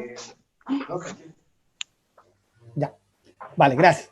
Entonces, si bien ustedes observaron en la fase 4 hay resultados bastante alentadores, puede ser también 2 cosas. Uno, que ya tuvimos básicamente 9 meses previos de operación, pero como les decía, esto podría ir en orden del desmedro de esta capacidad de taponamiento. Realmente no existen evaluaciones en el país que nos den respuesta a ello. ¿Ok? Y claro, si uno lo compara con la misma tabla que yo les mostré ahorita, nosotros arrancamos de los estándares daneses de 3 metros cuadrados, pero pudimos llegar a 1 metro cuadrado. Incluso nosotros siendo osados, podríamos decir de 0,8, pero la verdad es que esto ya sería demasiado chico. Y ahí vienen cosas que yo escuchaba en el país y que es importante cuando uno diseña sistemas. Yo alguna vez le pregunté a alguien que diseñaba humedales de tipo subsuperficial, ni siquiera verticales, cuál era el factor de área que utilizaba por habitante, aprox. Cuando me respondió 1 metro cuadrado por habitante, yo realmente callé, pero me pareció demasiado chico. Cuando he ido a las conferencias internacionales le preguntaba a todo el mundo, nadie me dice que sea capaz de llegar a ese nivel de compartibilización, ese nivel de minimización para humedales de flujo horizontal. Entonces también esto es importante, por eso les decía, el área o el tamaño es importante. Muy probablemente estos sistemas que se diseñaron con 1 metro cuadrado, yo creo que están taponados, porque ese es el principal problema. Cuando el sistema queda muy pequeño, puede ser que tenga resiliencia de tratamiento al inicio, pero al final va a terminar taponándose. Recuerden que nosotros en el caso de los humedales horizontales hicimos un cálculo de la sección transversal. Aquí no es necesario, no se ha desarrollado algo relacionado con eso. Pero lo que sí se sabe es que cuando se reduce mucho y está relacionado un poco con la carga orgánica superficial, podrías tener problemas. Por eso hay valores máximos de carga orgánica superficial. En cuanto a la carga hidráulica, olvidé comentarlo, nosotros, si ustedes se dan cuenta, hablamos de 120 milímetros por día, nosotros calculamos en el ejercicio 40. En general en Dinamarca, por lo que también conversamos, yo han trabajado hasta 200 milímetros por unidad. Más de eso ya empieza a ser muy osado, entendiendo un poco lo siguiente, de que tenemos un sistema de pretratamiento y nuestro humedal vertical es un sistema de tratamiento secundario. Luego nosotros también, yo personalmente estoy encabezando un proyecto Fondesit de 1118-0672, donde nuevamente empezamos a jugar un poco con las capas, pero vamos un poco más allá. Es decir, ¿qué podemos recuperar de nuestros sistemas? Energía, flores, ya nos fuimos con plantas ornamentales, ya teníamos artículos previos publicados. Reutilización del agua, que es un poco el objetivo también que se busca con el proyecto de Careb. Ya habíamos también publicado un artículo al respecto, y obviamente como utilizábamos eolita en los fondos, es cómo podíamos utilizar esta eolita para otros beneficios posteriores. El proyecto lo estamos ya en el último año. Infortunadamente en esta parte hemos tenido demasiados problemas porque la mayoría de laboratorios donde pensábamos hacer esto están cerrados. Entonces ahí vamos un poco parados, en esto también estamos un poco parados, pero en la parte de tratamiento vamos bastante bien. Entonces les voy a mostrar acá un poco. El sistema está instalado en Iquique, si ustedes lo dan cuenta, está en las instalaciones de la Universidad Arturo Prat. Este es un proyecto que realizamos con la Universidad Arturo Prat. Monitoreamos lo que ven ahí. Hicimos también una fase de 3 sistemas, es decir, de 3 compartimientos operados 5-10. Hicimos 6 capas de monitoreo, terminamos la fase 1, bastante completa, trabajamos 6 meses casi. La fase 2, infortunadamente, ha habido demasiados problemas porque recuerden que Iquique, al igual que Valdivia, está en cuarentena y realmente los ingresos a los campus son muy, muy complejos. Aquí vemos las 2 especies de plantas que hemos utilizado: Xanthidacea atópica, que las calas, que se conocen en Chile, y la Achenopletus californicus. En el caso de Talca tenemos exactamente los mismos sistemas, ¿ya? Obviamente los tubos estos son tubos de 20 centímetros de diámetro, las mismas plantas. Medimos exactamente lo mismo, tratamos de operar en las mismas, digamos, en el mismo tiempo para poder hacer réplicas. Aquí en Talca sí hemos podido avanzar un poco más en el aspecto de que aquí no ha habido cuarentenas, afortunadamente para la ciencia. Y claro, hemos podido hacer la fase 1, hemos hecho otra fase 2 y estamos trabajando una fase 3, que son 2 chicos que están terminando ahora. Si uno mira algunos resultados preliminares, el agua, el Sea-Watch, es muy similar entre los dos. La DQO en general en los 2 sistemas ha estado inferior también a 60 miligramos por litro. Si uno lo mira en el desarrollo de las plantas, aquí vemos características tanto de altura como de otro. Esto también es un artículo que ya estamos terminando, a finales de enero tendríamos listo. Y ya para cerrar, hay algunas cosas que es importante mencionar. A mí, insisto en esto, en que me gustaría trabajar en un poco sistemas reales, pero infortunadamente los fondos de investigación del país no son tan altos. Lo que nos ha llevado a trabajar en modelos de laboratorio, esperamos llevar, como con los chicos de CARED y del CEUN, llevar un poco más a la práctica. Y yo insisto, el agradecimiento a Corfo Los Ríos por el patrocinio y creer en nuestra idea, porque no en todas las regiones nos han creído, ¿ya? Entonces eso también es un llamado a confiar en que necesitamos conocer más de esto, sobre todo humedales verticales. Insisto en que falta bastante por conocer, ¿okay? Sobre todo en el país. Hay sistemas instalados ya, yo conozco ya varios sistemas que hay. Y hay, en general a nivel mundial, se hablan de retos tecnológicos respecto al área. Primero, son áreas bastante grandes, si ustedes se dan cuenta, en general estamos hablando para humedales de flujo subsuperficial horizontal de entre 5 y 10. Si ustedes miran el ejercicio de ayer, estamos hablando de más o menos 8 metros cuadrados, aprox. Hoy estamos hablando de más o menos 3 metros cuadrados. Incluso, insisto, nosotros hemos trabajado por ver si podemos reducir eso, y menos de 1 metro cuadrado para sistemas intensificados, lo cual sigue siendo alto si uno lo compara con un sistema de tratamiento altamente mecanizado. Está claro que hay menos posibilidades de control y de ahí la importancia de un buen diseño. Y nuevamente, el tamaño se importa, por supuesto. ¿Por qué? Porque sobre todo en el caso de un humedal construido de flujo horizontal subsuperficial, es muy complejo después repararlo. En el caso de un humedal vertical, si ustedes observan, hay un poco más de opciones de manipulación respecto a esto de la aplicación de las cargas y también de la recirculación. Entonces hay forma todavía en que se puede optimizar el sistema. Y aquí es donde empiezo yo a discutir con gente que viene del mundo un poco más duro de los nodos activados, que esos tienen bastantes parámetros operacionales, de que un sistema vertical es un poco más versátil y más manipulable que un sistema de flujo horizontal, porque en general, ¿qué fue lo que pasó en el país? En el país, también por el desarrollo mismo de la tecnología, los sistemas horizontales fueron los primeros que ingresaron, e insisto, yo escuché personas de 1 metro cuadrado, y tal vez por eso los sistemas al principio no funcionaron adecuadamente. Ahora yo espero y estamos con varias gente en el país encabezando esta segunda fase que yo llamo, que es un segundo impulso, y tratar de trabajar. Los horizontales funcionan, por supuesto, pero bien diseñados, y de trabajar también humedales verticales, que es un poco el reto tecnológico que nos queda en el país. Y está claro que algo que yo no he conversado, y es que tanto el sistema horizontal como vertical tiene una limitada eliminación de fósforo. Y esto todavía es un desafío pendiente en el mundo, ¿eh? Eso no es un desafío para los chilenos ni para los latinoamericanos, es para todos, ¿ya? Y en Dinamarca la solución que ha sido es ellos precipitan, básicamente. El momento ellos están trabajando, que Carlos lo mostraba hace un año en Valdivia, con algunos coating, materiales especialmente diseñados para absorción de fósforo. Nosotros hemos intentado trabajar con la ceolita, hemos conseguido algo, publicamos unos artículos, pero las cargas que necesitamos de fósforo para esto serían muy bajas. Entonces igual no es un problema resuelto. Si bien las plantas aportan algo, y eso lo comentaba también ayer, todavía el aporte que tienen las plantas, dependiendo de la carga de fósforo, puede ser máximo un 20%. Francamente, yo no he obtenido más. Entonces, a veces está la concepción de que sí, las plantas ayudan, aportan el tratamiento, pero no son un factor diferencial per se. ¿Ya? O sea, aportan, tienen un aporte, y ya se ha estudiado que es muy diferente un sistema sin planta a un sistema con plantas. ¿Ya? Nosotros también por eso hemos tratado de trabajar más especies ornamentales. Ahorita estamos trabajando otro trabajo, estamos haciendo un estudio inicial de otras especies ornamentales. Esto lo estamos haciendo con una empresa de Rancagua, que Carmen está por ahí. Y claro, esta es la idea, seguir trabajando y conociendo un poco más la tecnología, porque, insisto, todavía está en desarrollo en el mundo. Y eso, bueno, nuevamente gracias por su atención. Con esto estaríamos movilizada. Y bueno, esto es importante, y aquí hoy sí lo voy a remarcar, y es que todos estos datos que están ahí han sido tomados por múltiples chicos y tesis de pregrado, y por financiamientos tanto digamos, de nuestra universidad, la Universidad Católica del Mar, el Ministerio de Educación, que hoy día, digamos, hoy es la MIT, que pertenece al Ministerio de Desarrollo de Ciencia y Tecnología. Entonces, nosotros, y ahora Corfo, que nos apoya en este proyecto, a mí me gustaría tener más dinero para hacer más sistemas reales y seguir construyendo y pensando en cómo optimizar los sistemas y también tenerlos a nuestra realidad. Eso, muchas gracias.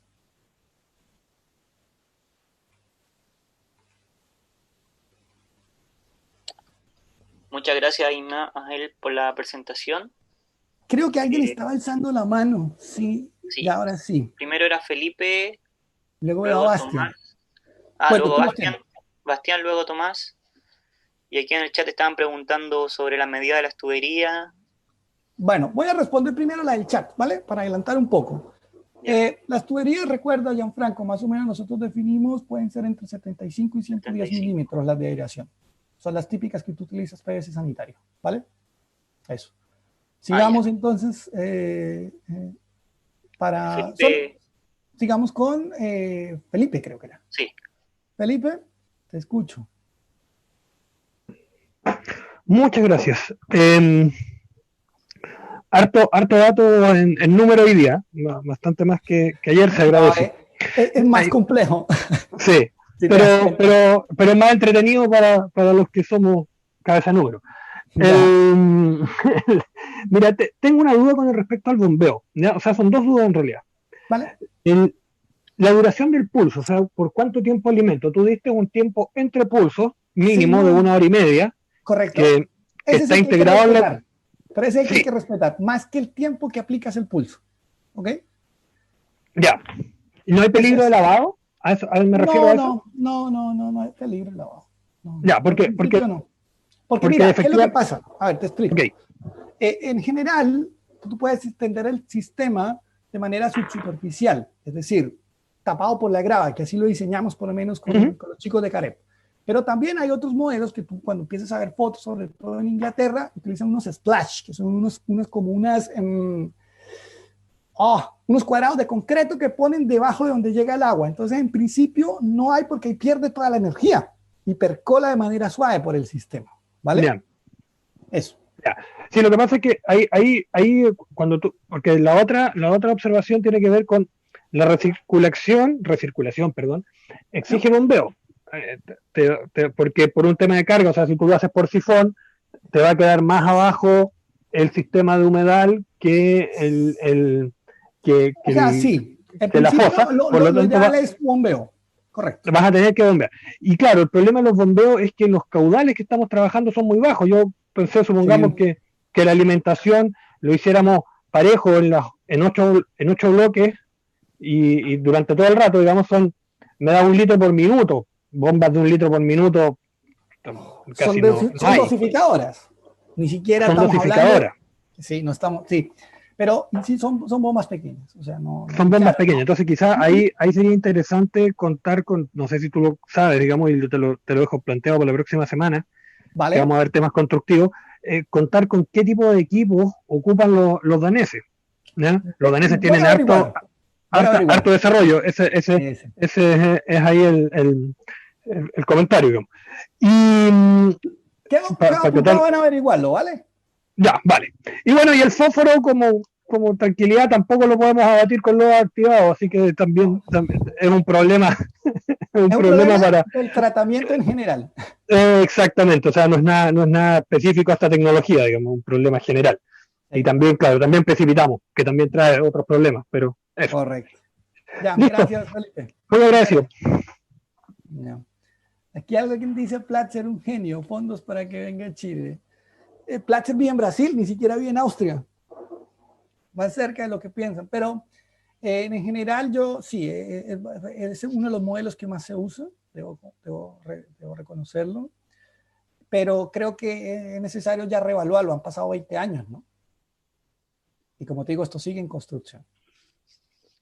Ahora le damos la palabra a Tomás Fischer y entre paréntesis igual dejamos invitado a Felipe si nos puede colaborar en la implementación del sifón invertido. No, es un sifón normal, Gianfranco, no es invertido, ¿vale? Pero el sifón que vamos a implementar en este otro lado, para ver si lo podemos comparar con el que estamos diseñando. Tomás, ¿te escucho? Sí, hola Ismael, gracias nuevamente. ¿Qué tal? Gracias por este nuevo curso, o sea, nueva sesión muy interesante. Yo particularmente porque no sé nada de esto, así que... Sí, no, tranquilo, dale nomás. Genial, gracias. Tengo una duda ahí con el número de cargas que dijiste del sistema vertical, que al parecer disminuir el número de cargas es una solución, es como te aumenta mucho la eficiencia del sistema, pareciera. Entonces ahí yo pensé que en realidad, entonces, ¿por qué siempre hablan de repente de usar más cargas si en realidad, así mi pensamiento es si uno ocupa menos cargas al día, es mejor porque tiene que preocuparse de menos inyección al sistema, ¿cierto? De un monitoreo no tan como acucioso. Entonces, para mí, en mi lógica, entre menos carga siempre mejor. No sé si de repente usar más carga... Esa lógica está bien, pero si tú haces menos carga, necesitas acumular más a la entrada. Y ahí es donde viene digamos, la contra. Necesitas un tanque más grande, ¿no? Eso en principio, comprar un tanque no es tan caro. Pero si tienes algún problema operacional, sí es un problema, porque vas a tener agua acumulada que es efluente de una fosa séptica. Entonces, de ahí a que se recomiende más pulsos distribuidos en el día para que los tanques sean más pequeños y los problemas operacionales, si existen, se puedan reducir. Es eso. ¿Me entiendes? Por eso, por lo menos en Dinamarca, ellos te recomiendan de 8 a 6. Y ahí viene otra cosa que también que es interesante. Porque por eso, no sé si viste un esquemita, pero luego lo voy a mostrar mejor la semana entrante, que es de que hay un pozo de bombeo previo al humedal. Y ese dimensionamiento de ese pozo es el que está afectando esto de las cargas. Porque si tú haces menos cargas, necesitas acumular más agua. ¿Cierto?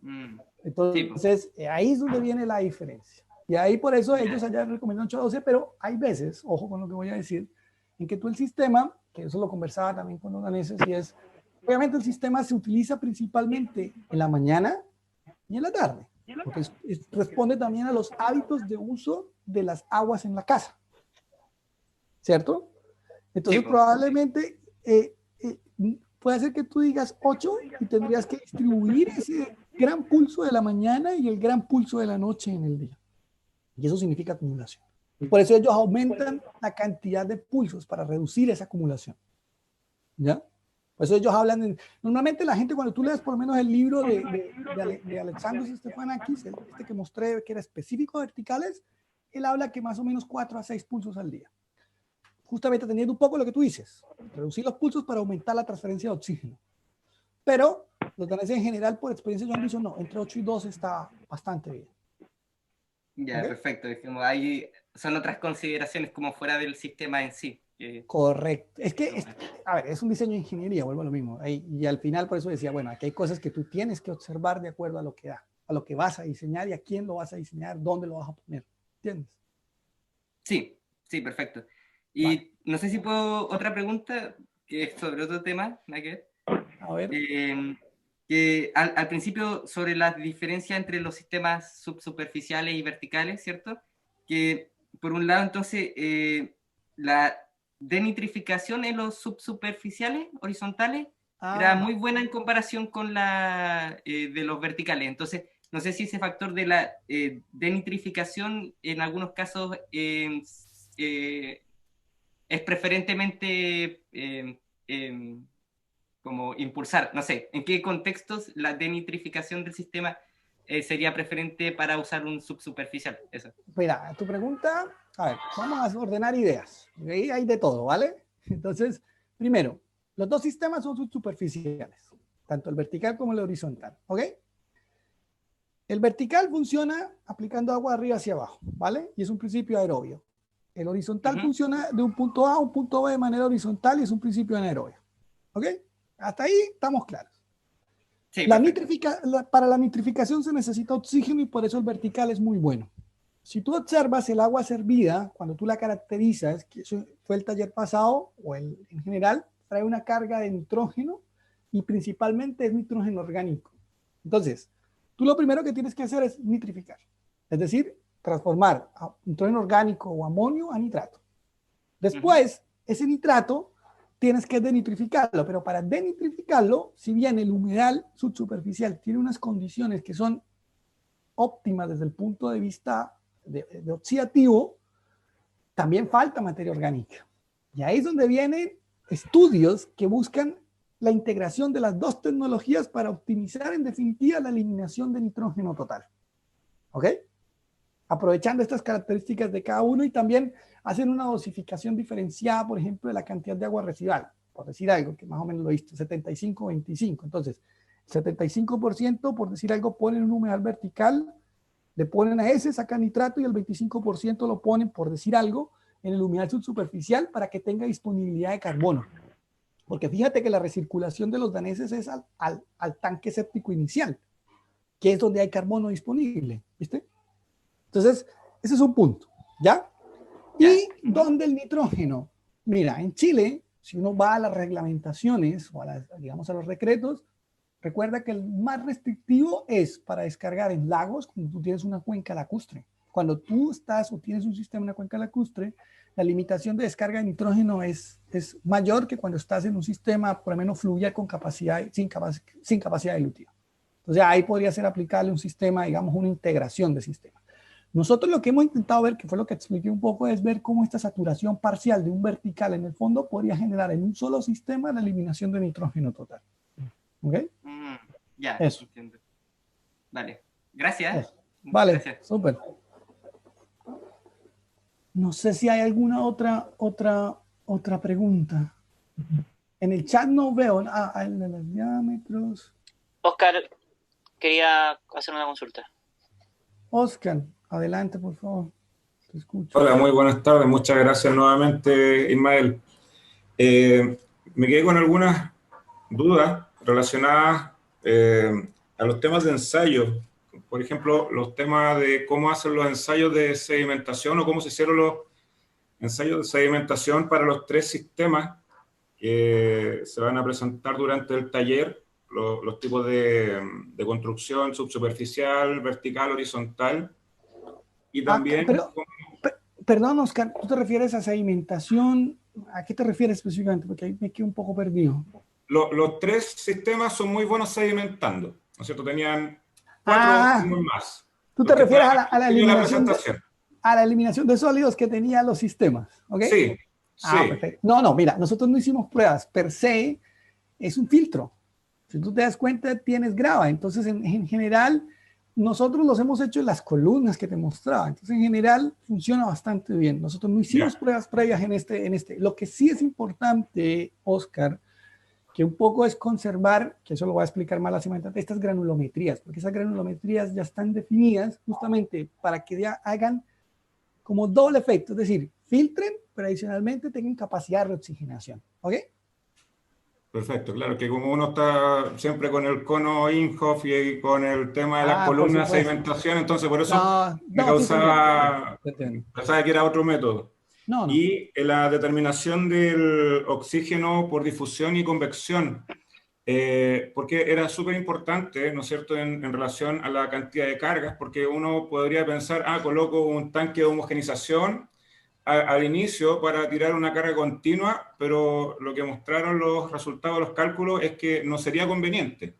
Tal vez sí para la parte del subsuperficial, que es más anaeróbico, ahí tal vez podría hacerse un sistema de homogenización previo. Correcto. Pero acá ese cálculo del oxígeno por difusión y convección, que es extremadamente importante, ¿cómo lo puedo manejar de manera práctica? Como le decía creo que era Tomás, con un tanque de acumulación y dosificación. Es la única forma.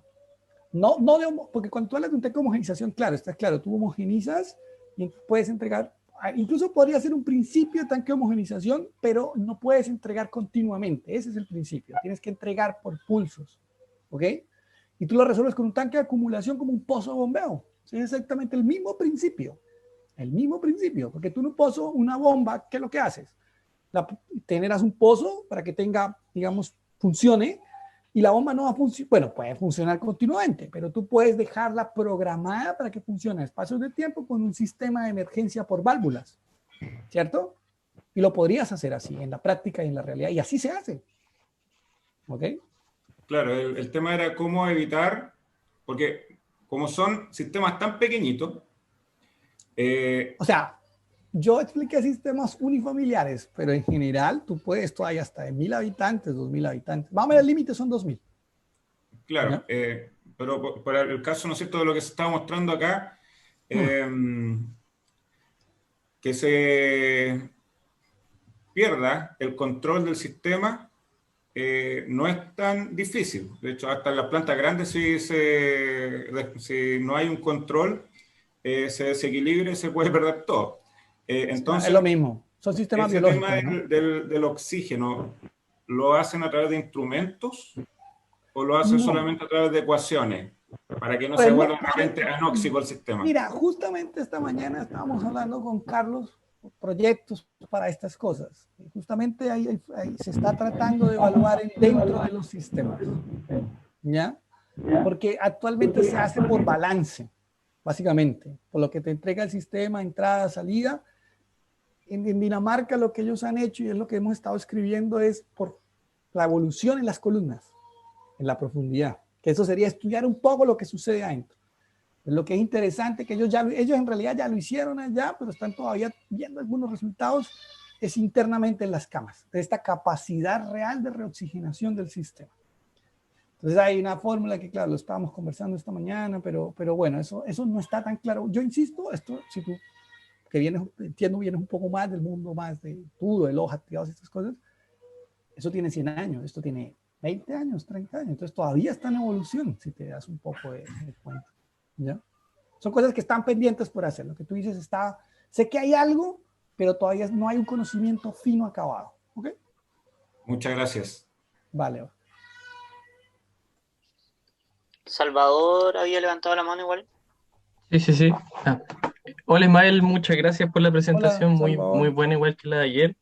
Vale, me quedan dudas, o quisiera saber si tú tienes alguna información acerca de pruebas que se hayan hecho con la superficie que supone el material filtrante, en este caso la arena, si se ha probado, como este es un proceso que involucra microorganismos, me imagino que teniendo un material filtrante que tenga más superficie, podría optimizar el proceso, así como usar una piedra pome, por ejemplo, algo así. Mira, en México, por ejemplo, han usado tlezontle. El tlezontle es una piedra volcánica parecida a la pómez, que en principio tiene mayor superficie. Y entonces, en principio, debería tener mayor capacidad para los microorganismos, pero en general ha dado muy parecido a lo que se consigue internacionalmente. Yo no conozco estudios específicos, he visto algunas cosas que han hecho desarrollos de materia, digamos, de medios especiales con alta superficie específica, un poco lo que tú dices. Pero en principio, no recuerdo ahorita en este momento algo así específico como lo que tú planteas, que tú lo que planteas es a mayor área superficial, mayor cantidad de microorganismos, por tanto, en teoría, mayor optimización del proceso de tratamiento. Justamente. ¿Correcto? En principio no lo conozco, ¿vale? Ya. Puede ser que exista. Mira, hay algo que sí es importante comentar y es que, nuevamente va lo mismo. Estos sistemas en general, la microbiología de esto, porque ya estamos hablando de eso, empezó a desarrollarse en esta década. O sea, estamos hablando, yo los primeros artículos empecé a revisarlos, puedo hablar hace unos 4 o 5 años de microbiología específica, ya de identificar las bacterias específicas que existen para esto. O sea, más que existen, no, las que se desarrollan per se. ¿Ya? Y eso todavía está en estudio. La verdad, todavía tú vas a ver artículos que están saliendo, sobre todo relacionados con esto de la microbiología. Nosotros hicimos algunas pruebas también, pero de métodos más globales, no de análisis específicos de bacterias, por decirlo. Quise comprar un equipo justamente de eso que me recomendaron los daneses, pero insisto que los fondos en Chile a veces no son tan generosos y no me alcanzó, porque tenía un dinero y me costaba el doble, entonces no podía pedir ese descuento, que era justamente para identificación de bacterias.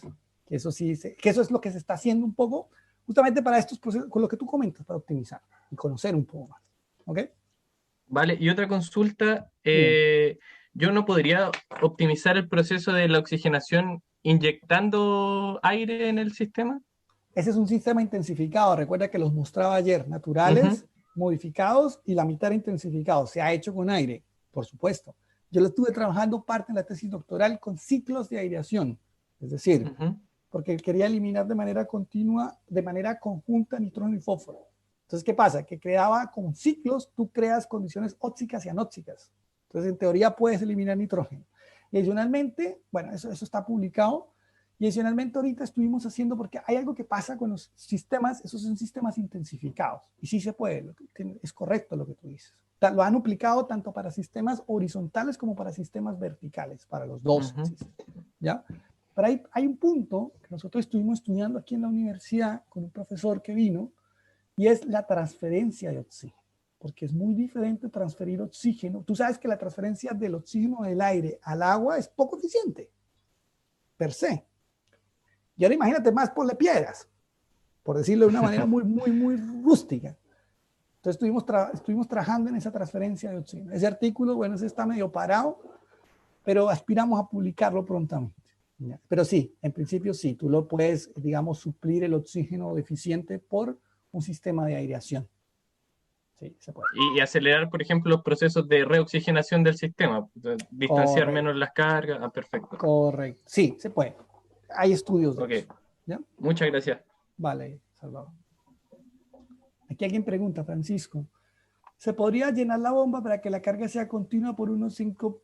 Mira, eso lo desconozco, la verdad, porque la bomba de entrada está relacionada con las aguas de entrada de la casa, y una recomendación que se da en Dinamarca es justamente que no existan conexiones cerradas al sistema, es decir, que los sistemas pluviales estén separados de los sistemas residuales de la vivienda. Por tanto, en principio, en el pozo de bombeo inicial no debería haber entrada de aguas lluvias. El agua lluvia debería aparecer claramente en la superficie del humedal, si no lo techamos un poco de lo que hablábamos ayer, ¿no?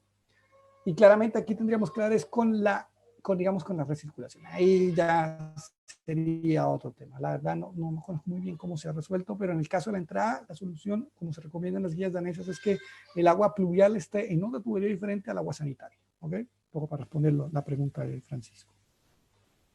No sé, Gianfranco, si algo más, si no, creo que estamos bien en el tiempo, ¿no? Carlos Aldana había levantado la mano. Vale, perfecto. Hola, buenas tardes. Buenas. Quiero hacer una consulta bien puntual. Dígame. Es relativo a esto. ¿Qué métodos existen para yo mantener operacional uno de estos sistemas en localidades que tienen, por ejemplo, mucha variación estacional? ¿A qué me refiero? La carga baja en el tiempo. Por ejemplo, hablo de un balneario. Sí, entiendo.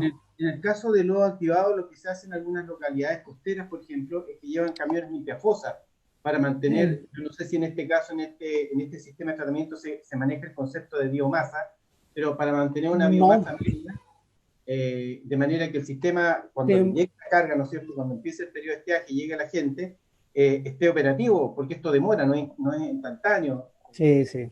Mira, te respondo, hay dos soluciones, o hay varias en realidad. Una de las soluciones es justamente lo que Salvador preguntaba.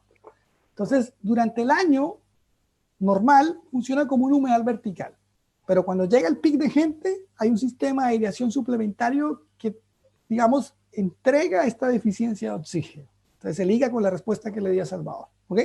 Esa es una forma, que es mantener el sistema operativo como vertical con las cargas bajas, es decir, en los periodos donde no hay tanta gente y cuando sube la carga, se le inyecta, digamos, aire al sistema. ¿Ok? Esa es una forma. Hay otra forma, es el que también he visto, y es recircular. Normalmente eso se hace sobre todo en colegios. Recuerda que los colegios quedan solo en verano y no hay carga. Entonces recirculan, se acumula una parte en el efluente y se recircula para mantener la vida, sobre todo de las plantas y un poco de la rizosfera. Hay esas dos formas. Hay otra forma que también se ha visto y es esto de trabajar, como yo lo mostré en la investigación que hemos hecho, de trabajar en lechos. Es decir, un sistema 3-1, por decir alguna cosa. Entonces, un sistema 3-1, tú tienes un sistema y lo vas rotando durante el año. Tú decides cómo, por ejemplo, 5 días, esto descansa 10 y vas rotando, pero en el periodo de carga alta funcionan los 3. ¿Entiendes? Claro, ahí tienes un factor constructivo alto y es porque incrementa realmente el tema de superficie y de necesidad. Mira, lo más práctico en general ha sido lo que yo, y es lo que he visto en algunos lados, es esto, de tener un sistema de aireación suplementario para las épocas de alta carga. ¿Ok? Perfecto, muchas gracias. Vale. Aquí alguien pregunta, ¿con qué Salvador, ¿te iba a volver a preguntar? Eso lo ¿O no? No, disculpa, no bajé la mano. Vale. No, aquí alguien pregunta con qué hipervisa el suelo. Bueno, eso lo voy a explicar un poco la semana entrante, pero en general hay dos métodos, básicamente con una geomembrana o con arcilla. Una arcilla que tenga unas características de impermeabilización, un coeficiente de conductividad hidráulico bastante bajo. ¿Vale? Pero la geomembrana, lo que pasa es que el tema de la geomembrana es el costo, ¿no? Entonces, pero eso lo voy a explicar un poco más la semana entrante, la impermeabilización de los sistemas, digamos del proceso constructivo como tal de los sistemas. Bastián pregunta cómo mayores detalles para la próxima semana. La próxima semana en la mañana, en el mismo horario, vamos a ver los aspectos constructivos y en la tarde vamos a ir a obra a ver en realidad todos estos procesos y todo este dimensionamiento que ya se tiene, cómo se construye, cómo se utiliza, cómo se dobla la geomembrana, en qué formato viene, hacer el enrejado para la difusión de agua. La mayoría, o sea, en el grupo que está participando hay gente de otras regiones que no ha escrito que no puede participar, hay gente de la región, de la comuna de Valdivia que sí puede participar, entonces, como les decía ayer, la idea es que quienes quieran participar durante las jornadas prácticas, que nos escriban para ver cuántas personas van a ser y de esa forma vamos a poder ver cómo distribuir los grupos durante ambos días. Así que le pedimos que nos vayan escribiendo por el mail con los cuales tuvieron contacto, su disponibilidad de tiempo, si es que van a participar o no, para así saber cuánta gente vamos a tener confirmada para esa actividad. ¿Qué días son? Igual, jueves y viernes. Claro, jueves y viernes durante la tarde. Claro, las clases son en la mañana igual, 11:30 a 13, y el taller, digamos, de terrenos en las tardes, como comenta Gianfranco. Claro. Así que, ¿qué otra cosa más? Aparentemente estaríamos. Habla lo de si pueden grabar la actividad en terreno, Gianfranco. Bueno, eso evalúalo ahí. Vamos a tratar de grabar, pero allá la señal a veces se va. Es un sector rural, entonces no aseguramos nada. Lo que sí vamos a hacer unas tomas.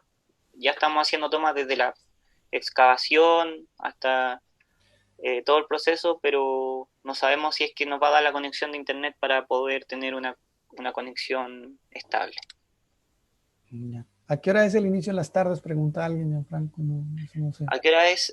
A las 3 de la tarde hasta las 6 aproximadamente. Hay que recordar que Valdivia está en fase 2, entonces creo que se puede tener máximo 20 personas en espacio abierto. Herramientas, no no creo que hay que llevar, tal vez si alguien tuviera pistolas de calor, que siempre esas fallan, pero más que eso, nada más.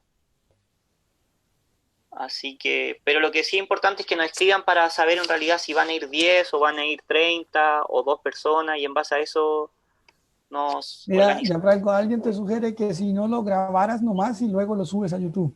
No Sí, sé, igual también vamos a estar grabando. considéralo. Entonces Claro. eso parece que sí, eso. Porque este proceso igual va, no es que en 2 tardes ya tengamos listo. Ese día No. vamos a hacer la piscina, que es lo más importante y lo más significativo es de qué forma la membrana impermeabilizadora se pone, cómo van a ser esas chimeneas de aireación que decía Ismael, cómo va a ser el enrejado, ver las plantas, ver un poco de topografía, porque claro, en el plano se ve fácil, pero cuando estamos en obra a veces influye mucho el tipo de suelo. Si hay cosas que hay que adaptarse a la obra, básicamente. Claro. Claro eso. Así que terreno, hora de salida, lugar de encuentro y protocolo COVID. Le preguntan que si, digamos, el hueco piscina se va a hacer con pala o está hecha. Ustedes la están construyendo, Sí. por lo que tengo entendido. Ahora estamos en paralelo, Juan Vera, el encargado de obra, está en plena obra rompiendo rocas. Así que ahí va a estar listo, pero ahí ese día vamos a hacer como la delimitación y vamos a poner las membranas, que eso se necesita harta ayuda. Ya. Listo, creo que estaríamos, Gianfranco. ¿Vale? Yo no veo más cosas. Muchas gracias, Ismael, por tu tiempo. Muchas gracias a todas las personas que participaron. Milena, que es nuestra asistente del proyecto, con quien se han estado contactando, le envió más arriba los links de tanto la actividad de lanzamiento, donde se contextualiza en qué consiste el proyecto en general. Luego el primer taller de Gladys Vidal, que es entender qué es DBO, qué es DQO, qué es el nitrógeno. Por ahí preguntaban por qué es importante el nitrógeno y el fósforo, por qué es importante esa depuración. Entonces les recomendamos que vean esas actividades que ya están subidas en el canal de YouTube de Centro de Humedales Río Cruces, para que podamos nivelar conocimiento. Vale. Muchas gracias, queremos viajar. Nos vemos, hasta luego, que esté muy bien. Yo me despido. Así que muchas gracias a todas y a todos. Comentarle igual que en marzo ahora esta semana vamos a hacer el humedal vertical, que es el que vimos hoy día, y en marzo vamos a hacer en otro lugar un humedal horizontal, para adaptarlo a distintas realidades. Así que vamos a estar construyendo durante enero, febrero y marzo, así que están invitados a estar en contacto con nosotros durante todo este tiempo, por si quieren ir a obra o hay gente que le gusta más la parte constructiva. Los dejamos cordialmente invitados a que nos escriban y estemos en contacto.